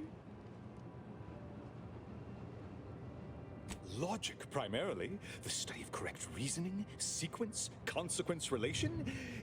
Ah, but I see by the glaze in your eyes that's of no interest to you, so let's move on, shall we? The presiding bishop sent word of your imminent arrival. However, pursuant to our normal standards of compartmentalization, she was scant on the details of your mission. That said, I've been instructed to assist you however I can. So, tell me, what brings you to Golden Ridge?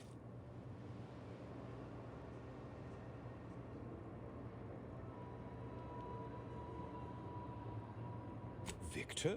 Oh, yes, Archivist Clemens. Quite the mind. Such encyclopedic knowledge of engineering. One could almost mistake him for an exemplar. Is he in some kind of trouble?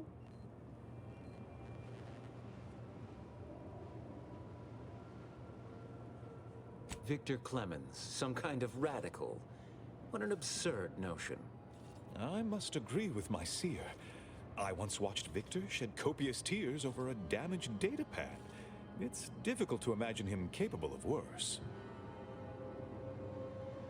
And that may well be true. But our standard of proof within the Order is not normally met by hearsay alone. Victor's currently supervising highly experimental research at one of our labs to the northwest, the N-Ray range, beyond the invaders' front lines. Unfortunately, you'll need to go through the decommissioned autonomous extractorium to reach it. That path is less than safe, so I advise caution. Besides the highly caustic Zeranium River and the Mantisaurs, we've also received reports of mad cultists in the area. It does make me wonder why Victor decided to stay. Indeed. They began showing up with their inane theories prior to the invasion. The first sign of dysfunction in the Protectorate. Always starts small, doesn't it? Loath as I am to admit it, there may be some merit to your worries over a conspiracy within the Order, whether Victor is involved or not. As my predecessor would remind me, denying unpleasant facts is not good science. I would be remiss if I failed to support an investigation.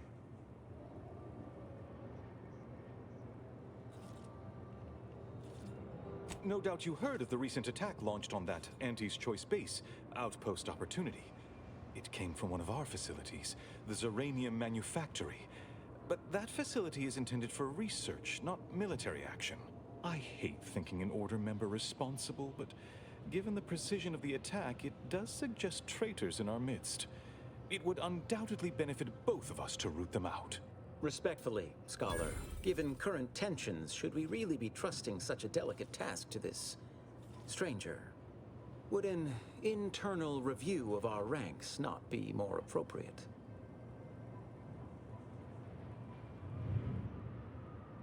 Choosing levity at a moment like this is only further evidence of your lack of good judgment. I don't dispute the need for discretion, my friend. But the presiding bishop made the determination to send the agent to us. It's best we trust her calculations. Moreover, our situation is growing increasingly dire. I can't overstate my fears concerning this most recent attack ending the ceasefire and reigniting the war in Golden Ridge. One more thing. Your investigation into the traitors takes precedence. But if you could also render aid at Outpost Opportunity on our behalf, such a gesture might preserve the peace. Most assuredly not. It would eliminate the entire point of the ceasefire. Please convey that fact to whomever you speak with. I knew I could rely upon you. Ruth wouldn't have sent you otherwise. Here, take this writ of investigative inquiry. It'll grant you access to the manufactory. Seer Wiley and I will conduct our own inquest into these traitors you've mentioned erstwhile. We can compare notes once you've returned with your findings.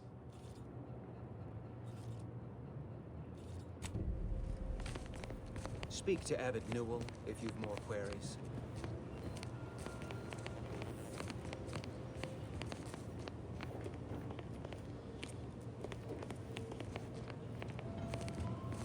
Oh, thank the architect you're finally here. I've scarcely breathed while hoping you'd come. I am in desperate need of your help.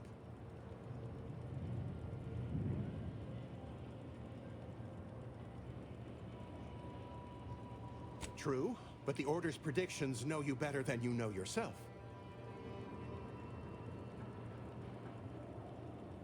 Recently, I had a rare opportunity to ask the Seer for guidance. He told me that a dashing outsider would answer my prayers.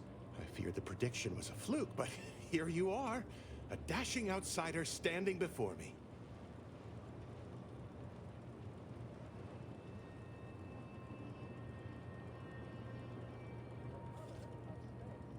Where to begin? There are so many sick and wounded in Matriarch's mercy, and I have but two imperfect hands. I am but a humble general practitioner. What I really need are specialists, and the Seer predicted an outsider would find them. Might have time to patch up one or two patients before we head out. I used to be a combat medic. A good one, too. You also strike me as someone on the go. I need committed medical employees, not a freelancer. The Seer gave me a datapad with explicit instructions that I not read it, for my intervention could only throw probability into disarray. Now, take the datapad, with my thanks.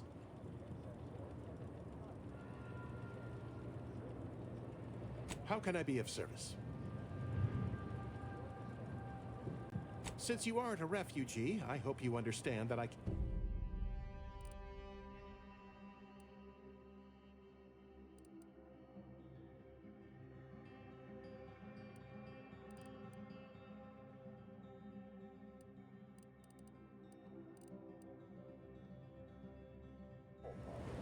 Welcome back. Any luck enlisting help? As a doctor, I'm appalled.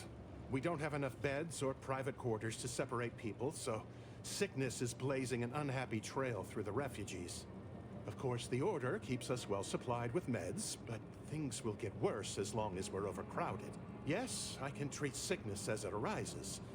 It would be leagues better to prevent it entirely. That means space to spread out. Since you asked, you can run this medicine to Horst Lambing. Just don't shake the man's hand. He has a habit of coughing into his palm when he covers it at all.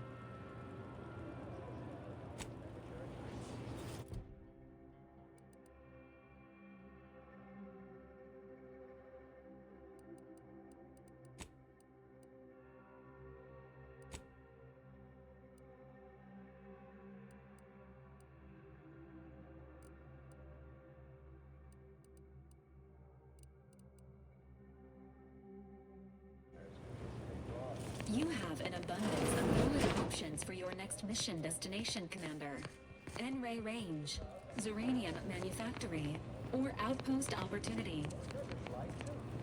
Resulting in a non-green star. There is no naturally occurring... I pleasantly anticipated this exact moment. My personalized order prediction and weekly prognostics report both mentioned encountering an unforeseen factor about now. I suppose that designation doesn't wholly apply to you, though, does it? Predicting future events is an imprecise science. Currently, that is. Well, then. I read that you'd have questions about our predictive methods, correct?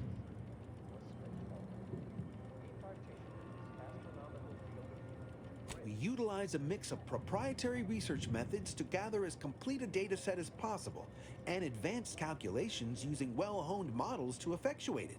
None of us predict events with complete accuracy or absolute detail. We'd need to solve the universal equation to do that. Fortunately, we're all working very hard on that problem. The Department of Predictive Analysis provide weekly prognostics reports and personalized order predictions to help steer our followers' paths. More what to watch out for, advisement on adhering to the plan, forecasts of probabilistic dangers, elements of larger predictions made relevant to groups and individuals. The Department of Predictive Analysis is mainly populated by seers like myself, who represent the Order's most talented mathematicians. After years of study, some can predict events a few seconds or minutes into the future with reasonable precision. Others can estimate with up to 71.1% accuracy several months out. Of course, predictions have grown more difficult with the loss of the archive, but I am not to speak of that with an outsider. No offense. The former are generalized forecasts for groups or settlements. The latter are more specialized to individuals and take far more time to calculate. Usually some are handled by one of the more senior seers in a region, but with Seer Wiley's days taken up advising the abbots and other things, this responsibility falls to me. Regrettably, I have built up a bit of a sizable backlog. Matriarch's mercy is brimming beyond capacity with those cast out by war. But we of the Order rise to every challenge and continually strive to better our guests' existence. Why, I, for instance, have availed my predictive methods to our refugee neighbors in the area.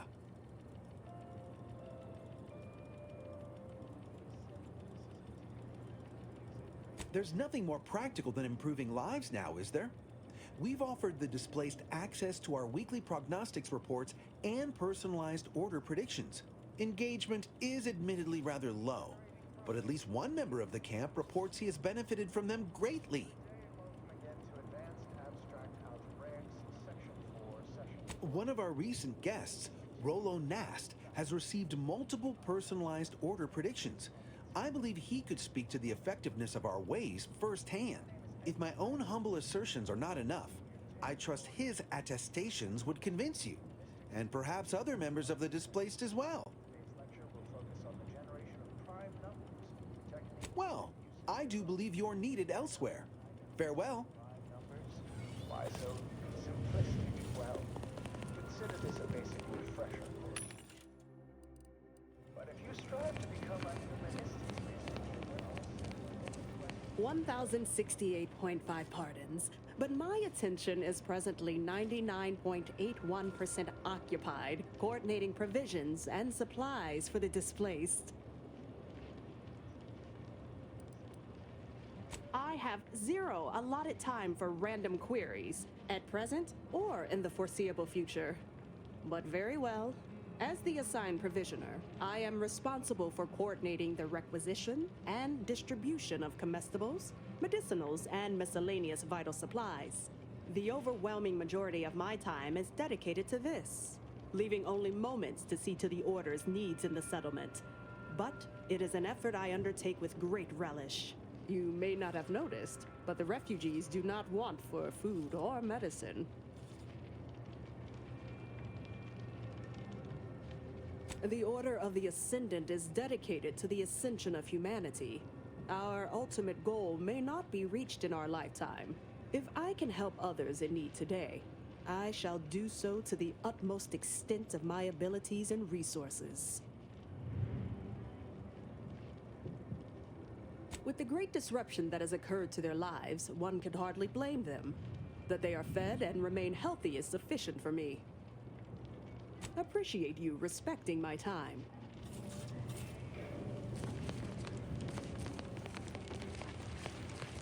What is it? I have 15 seconds of allotted time for non-specific discourse, so choose your words with expediency. Oh, new arrivals. Of an independent operative nature, one presumes. Did the abbot assign you to help?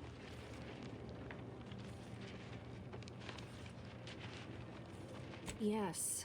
Unfortunately, you are the first to notice. Infrastructure requests from the displaced exceed present resource capacity. The mounting accumulation of prevailing desideratum is regrettably beyond us. Or beyond me, more to the point.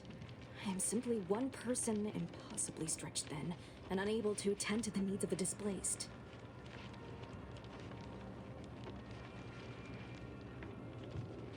One priority concern stands out. Well, something of a dispute, really.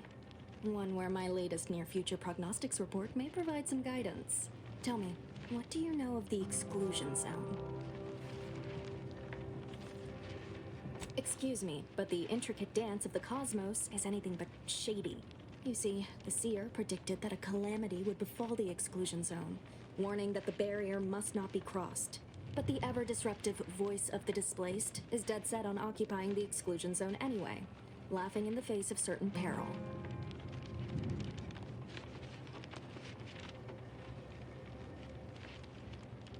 We don't know, and therein lies the frustration. The seer has augured death for anyone who enters the exclusion zone. Yes, you heard me right. Death.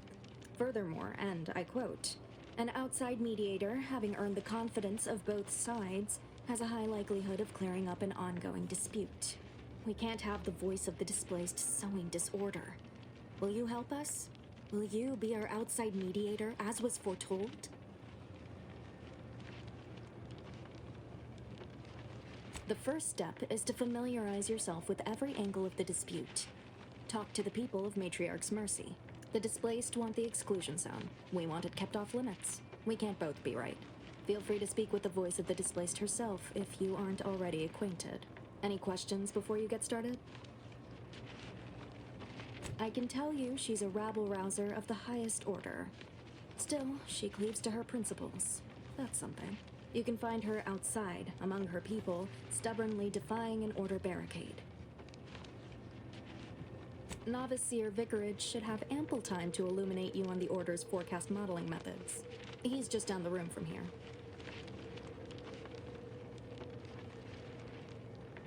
According to predictions, yes. Or at least, my interpretation of them. I am reasonably certain. More than usual, in fact. Many people around camp support or object to our methods.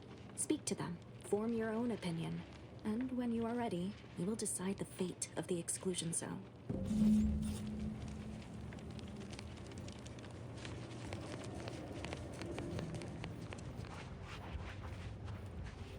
What happened to this place? Law. Matriarch's Mercy is no safer than the trenches. Look on the bright side. I predict that the worst is behind us. Ah. We're not going anywhere! Not on the basis of some half-baked prediction. This so-called exclusion zone. Except for the fact that you ain't yelling and trying to eat me. I'd have pegged you as some sort of prosperous scrapper by the rough look you got about you. You do got a certain feral look in your eye, though. Okay. I give up. Tell me.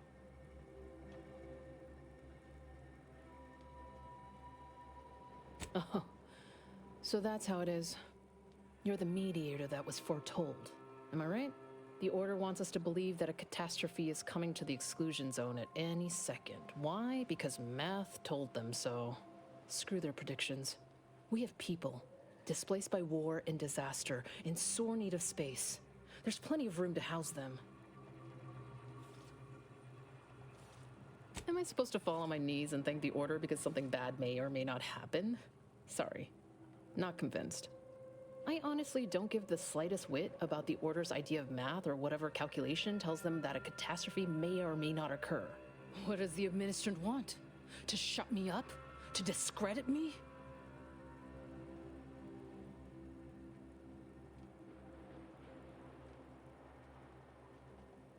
I don't know what the Administrant's game is, but call me intrigued. Best thing you can do is introduce yourself around camp. See why we need the exclusion zones open.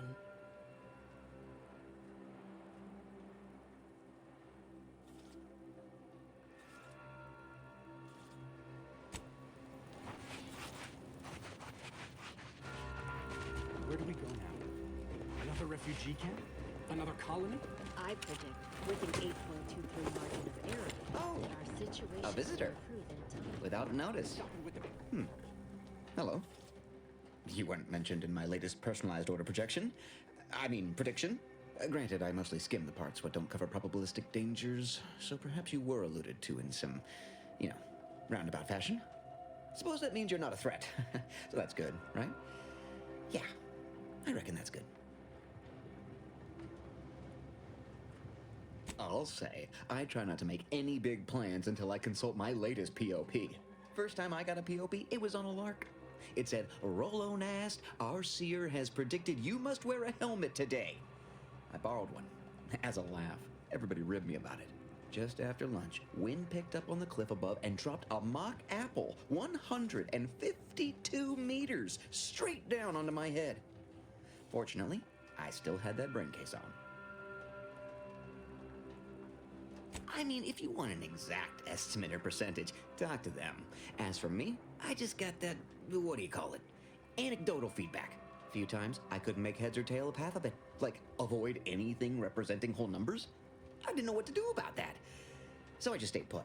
End of the day, I'm still here, and my co-occupant Ike isn't. So, I guess them prognostications work well enough.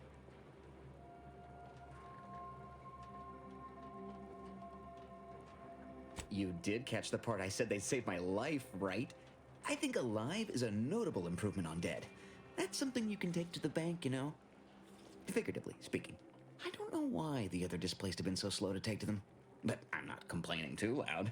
Waited for my latest POPs long enough already.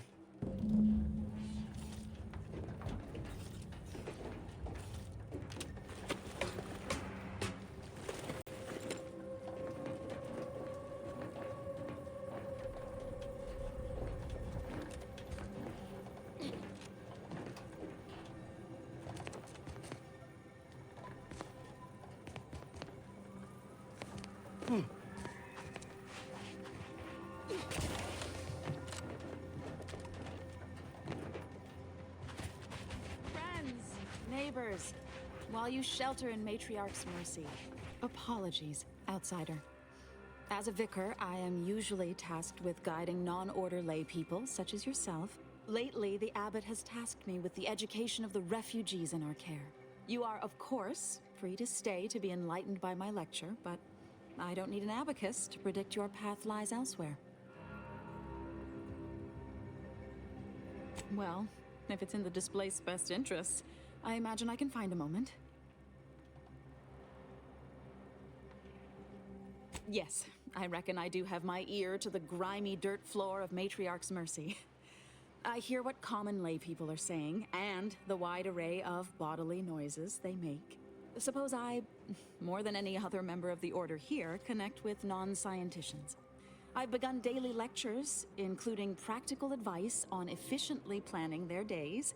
I frequently launch into extended orations on everyone's favorite topic, math, and meticulously expatiate on our sex origins in the most rigorously pedantic detail.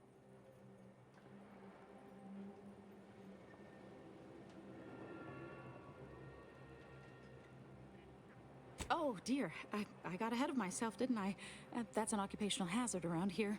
As I'm sure you've read in recent dissertations doing the rounds, education has proven to have a 13.7% increase in overall quality of life. I am single-handedly making a difference here, with constructive pointers on efficient scheduling, lessons on order history, plus some mathematics for a little added razzle-dazzle.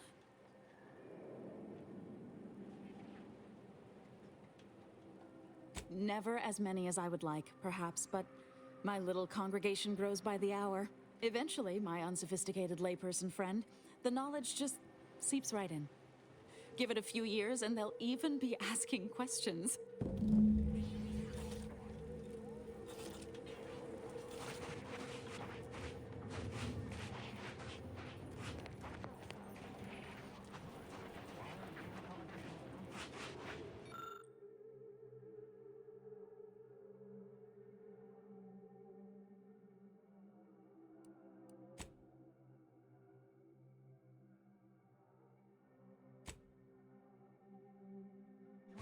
Shame what happened there.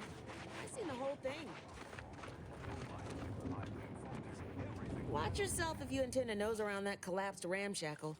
I swear, refugee settlements aren't what they used to be.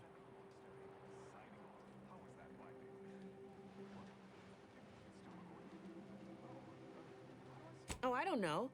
Assume there must be all sorts of pointy bits? And I wouldn't want you getting lockjaw. Seen a lot of makeshift shanties capsize lately. Happens a lot. People here need more room to breathe. Can't build in the walkways, can't set up in the exclusion zone, so they build up. Best they can, at least. Don't have proper building material or nothing. They just make do. After a while, the stacked up little huts they jury-rigged come tumbling down. Oh, you put that together, did you? Here, I thought I was being subtle. Yeah, people keep at it. What else choice they have? Order won't listen. Maybe if we interspersed our requests with numbers, they'd pay attention. Seems like all they care about sometimes. They're doing something, which is better than nothing, but not by much.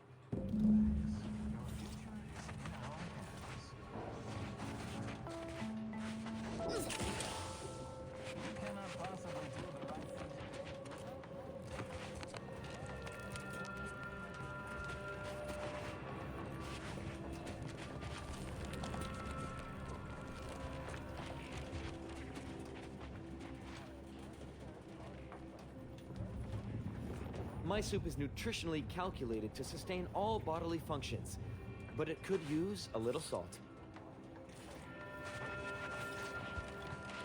By calculating the position of every atom in the universe, we can predict the future, control reality, and ascend to a state of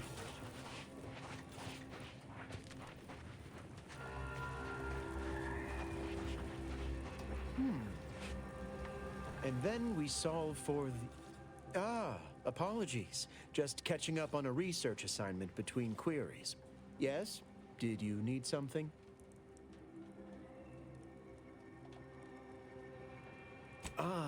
Distraction and I are old colleagues at this point. My part in these shared circumstances is admittedly somewhat unique. The abbot felt a scientician operating in a conspicuous spot in the thoroughfare might be useful. An illustrative way for our guests to see how we operate, to show how the Crabble patties are made, as it were. That is, if the meat preparation involved a 90-step rate formula and a conflux of polynomial equations.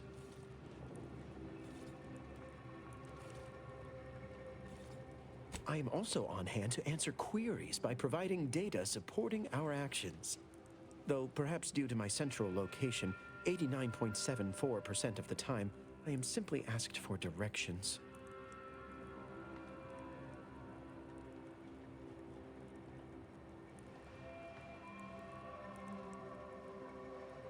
They must be exceptionally pleased with the statistical jump correlated to residents within Matriarch's Mercy. Numbers here are pretty compelling. According to data, life inside shows a notable uptick in key relevant quality of life factors. Longevity, access to medicine, potable water. Life outside sees increased risk of starvation, inclement weather, and hostile xenofauna. Yes, indeed. Numbers are really against you out there.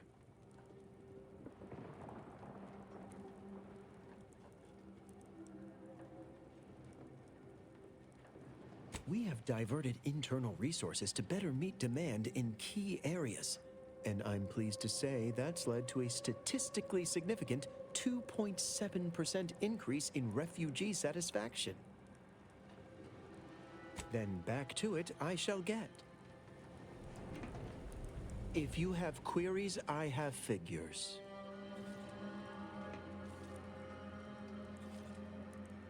Given our present circumstances, most of my data revolves around existential threats, vis-a-vis the displaced.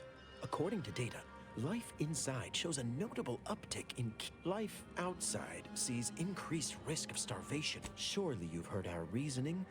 I'd note by leaving the area fallow, we've lowered settlement productivity by 3.57%. We lower that more still to care for the displaced. Gladly. We have diverted internal resources to better meet demand in key areas. And I'm then back to it. I miss my sprats. How do you do, stranger? Always nice to see a friendly face around Matriarch's Mercy. Though it's a pity I can't lend more aid to our downtrodden collective. I'm just a humble taxidermist. More than whoever butchered your friend, do you need any touch-ups on that appendage? Not unless you think a pair of glass eyes and glued-on antlers will help. Sorry. But something tells me you didn't come to talk shop. What's this about, Agent? Am I in trouble?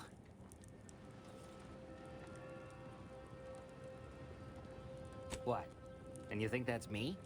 Listen, friend, a little skill with needle and thread does not make me a qualified medical professional. Look, this place ain't exactly crawling with experts, and Doc needs all the help he can get. Even if all you do is suture wounds, your services will be invaluable. Have it your way, then. I know when I'm being voluntold. But you better make it worth my while. Before I agree to anything, I need sprat corpses. Several. And no victims of violence, please. My art depends on the quality of the sleeve. I used to source all of my sprats from a local trapper, Frankie Billings. No idea if she's still in business. Word has it she's out north in Auntie's choice territory, so watch yourself. Fresh being the operative word. My thanks, stranger. I remember this place before the war. Functioning tramiculars. Peaceful silence of the canyons. I can't recall the last time this region was... Oh, try not to get too close. My sinuses are stuffed up, my ears are backed up, and my guts are gurgling. I could burst at any moment. Every fluid from every orifice. So keep your distance. Law, finally. Real relief for my fake symptoms. Let's see it then.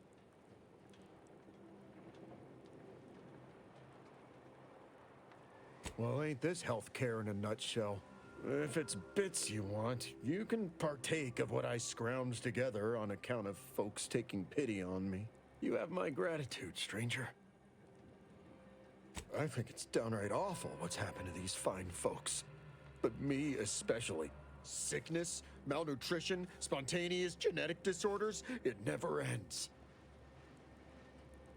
You too. Trust me, you don't want to catch this. Neither do I, for that matter. Look, I'm not with Auntie anymore. We all have reasons to. Really? What was yours? Honestly, I don't think it matters. Broke my nose last scrap. I banged him up real good for you, didn't I? I won you one, right? Matters settled. The void you did. Barely connected. You're thinking of 2-3 scraps ago. You've been mostly unconscious a while now.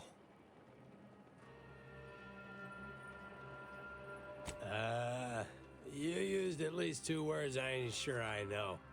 And I already forgot the question. No? I think. You ought to talk to Boss Tilda. She's the brains in this... What does she call it? Oh, yeah. Quasi-illicit shenanigan.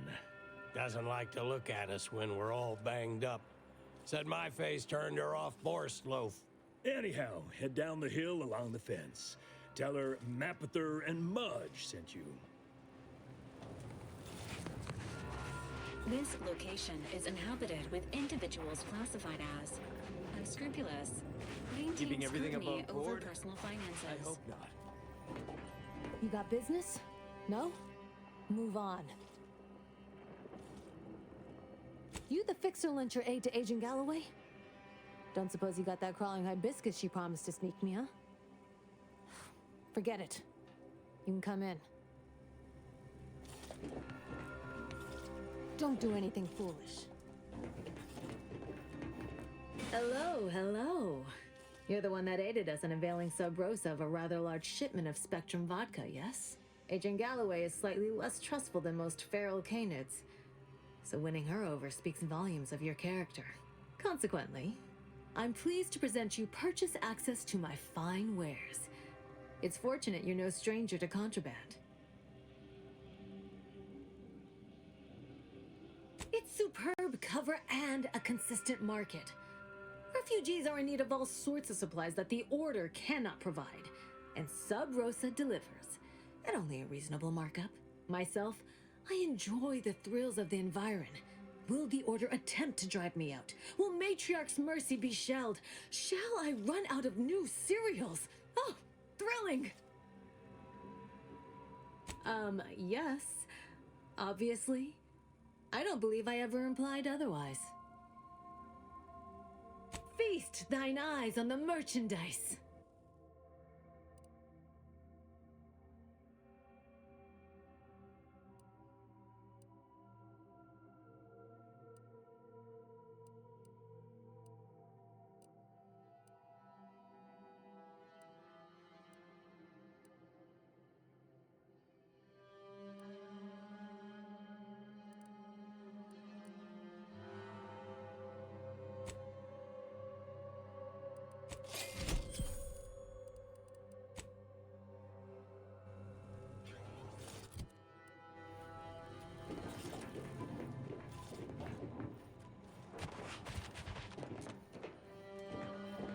Greetings. What can I help you with? Let me guess. One of your co-occupants is always hanging up his or her britches in your corner of the yurt. Am I right? Or you're dealing with more of a stay off my palate or that's my air you're breathing sort of thing. Hmm? Pray elucidate the exact nature of your tiff of contention. Oh, a semi-informed customer. Well, we offer a wide array of proxy altercations, from restrained bludgeoning to flat-out scraps. Here in Matriarch's Mercy, if you're not a member of the Order, you're probably living close to somebody else. In some cases, sleeping on top of them. Sort of thing tends to cause friction between neighbors. Would lead to fights, but nobody here wants trouble with the Order. So they hire our hooligans to battle by proxy. It's the Order, so they don't kick you out or nothing. It's all community betterment volunteering. If you're former Auntie's choice, it smacks kind of like work for free. If you're former Protectorate and it don't involve automechs, it's all terrifyingly mystifying somehow. We say whoever wins the fight wins the argument, but frankly, it's never anything of consequence, like, okay, hurrah, this guy gets back his mangy button. Now, how can I help you exactly?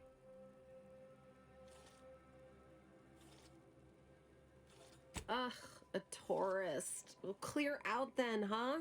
Can't have you scaring off real customers. I got a bunch of yeggs, 2 pugilized pugilists, and a sick canid to feed.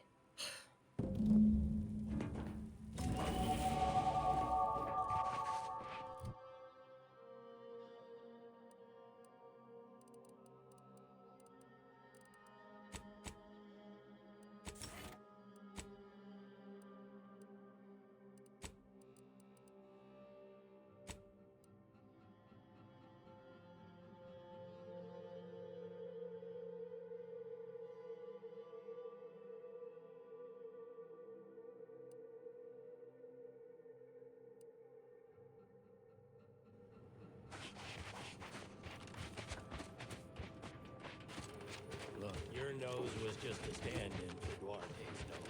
Where do we go now? Another refugee camp? Another colony? Oh. Administrant Agrawal.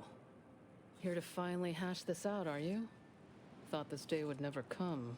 Yes, well, our esteemed outsider here has agreed to thoroughly appraise our situation, in the hope that we may finally close the book on the exclusion zone once and for all. They say you asked around. Listen to folks. That's a good start, at least.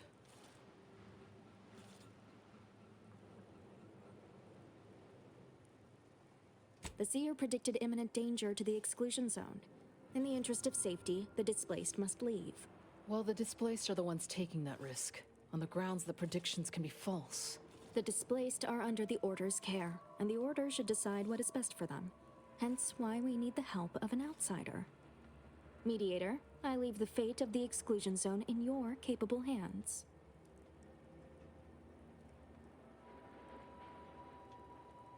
Speak on, then. Did he also happen to mention they were needlessly oblique and vague?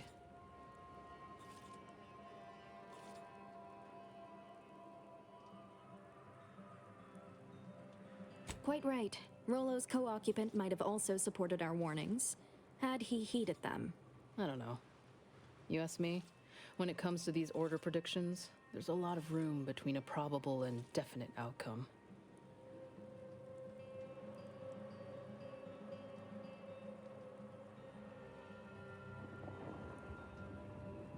You mean that missionary type who's always talking at everybody instead of to them?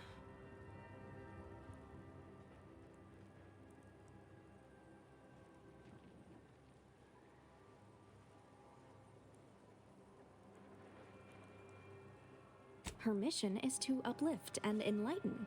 She's indoctrinating, not helping us. Can't you see the difference? Point taken. You actually got the Provisioner to give you the time of day. Huh. Ah, yes. I sometimes forget Provisioner Plotnik is also assigned to minding the displaced's needs. Her role is largely proactive, while mine is reactive.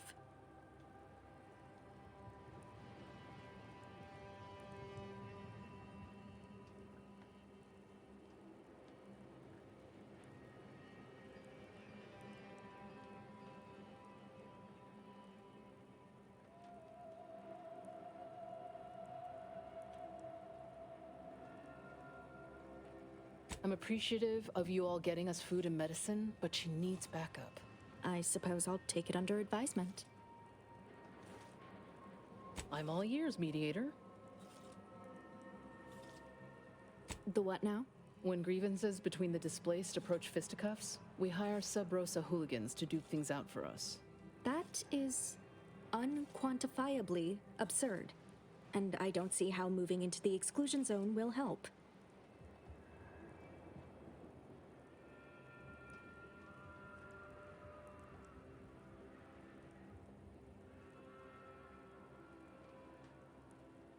Our standard response to tomfoolery is to assign the offender to community betterment detail. But I'll take it under advisement.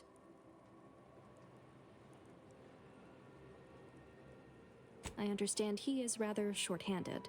Yeah. Someone should get right on that, huh?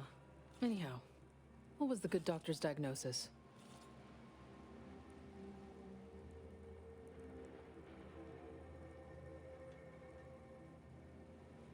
Do you find this concession acceptable? I'm not convinced. Resources are one thing. We still need the exclusion zone. Collapsed. But we built Matriarch's Mercy to optimize comfort and safety. I'm guessing you're saying this wasn't an official structure. More of a hastily assembled, precariously built shanty.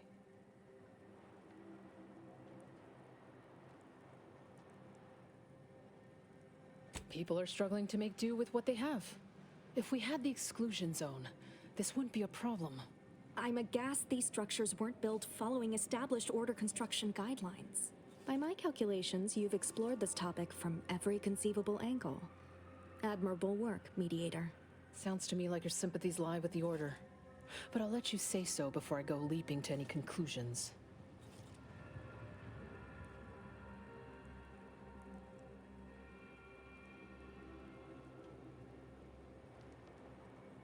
Finally understand what we're dealing with, huh? For every problem, there's an obtuse, indirect solution. Regardless of your misgivings, I ask that you follow your reason.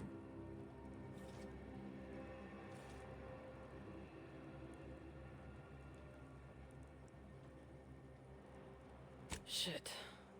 Very well, administrant. You win. I'll honor the terms of the mediation. Let's hope your math was right. Have faith. Or, if not faith, reason. We can still work together to improve conditions around Matriarch's Mercy. Your reward, Mediator, with my thanks.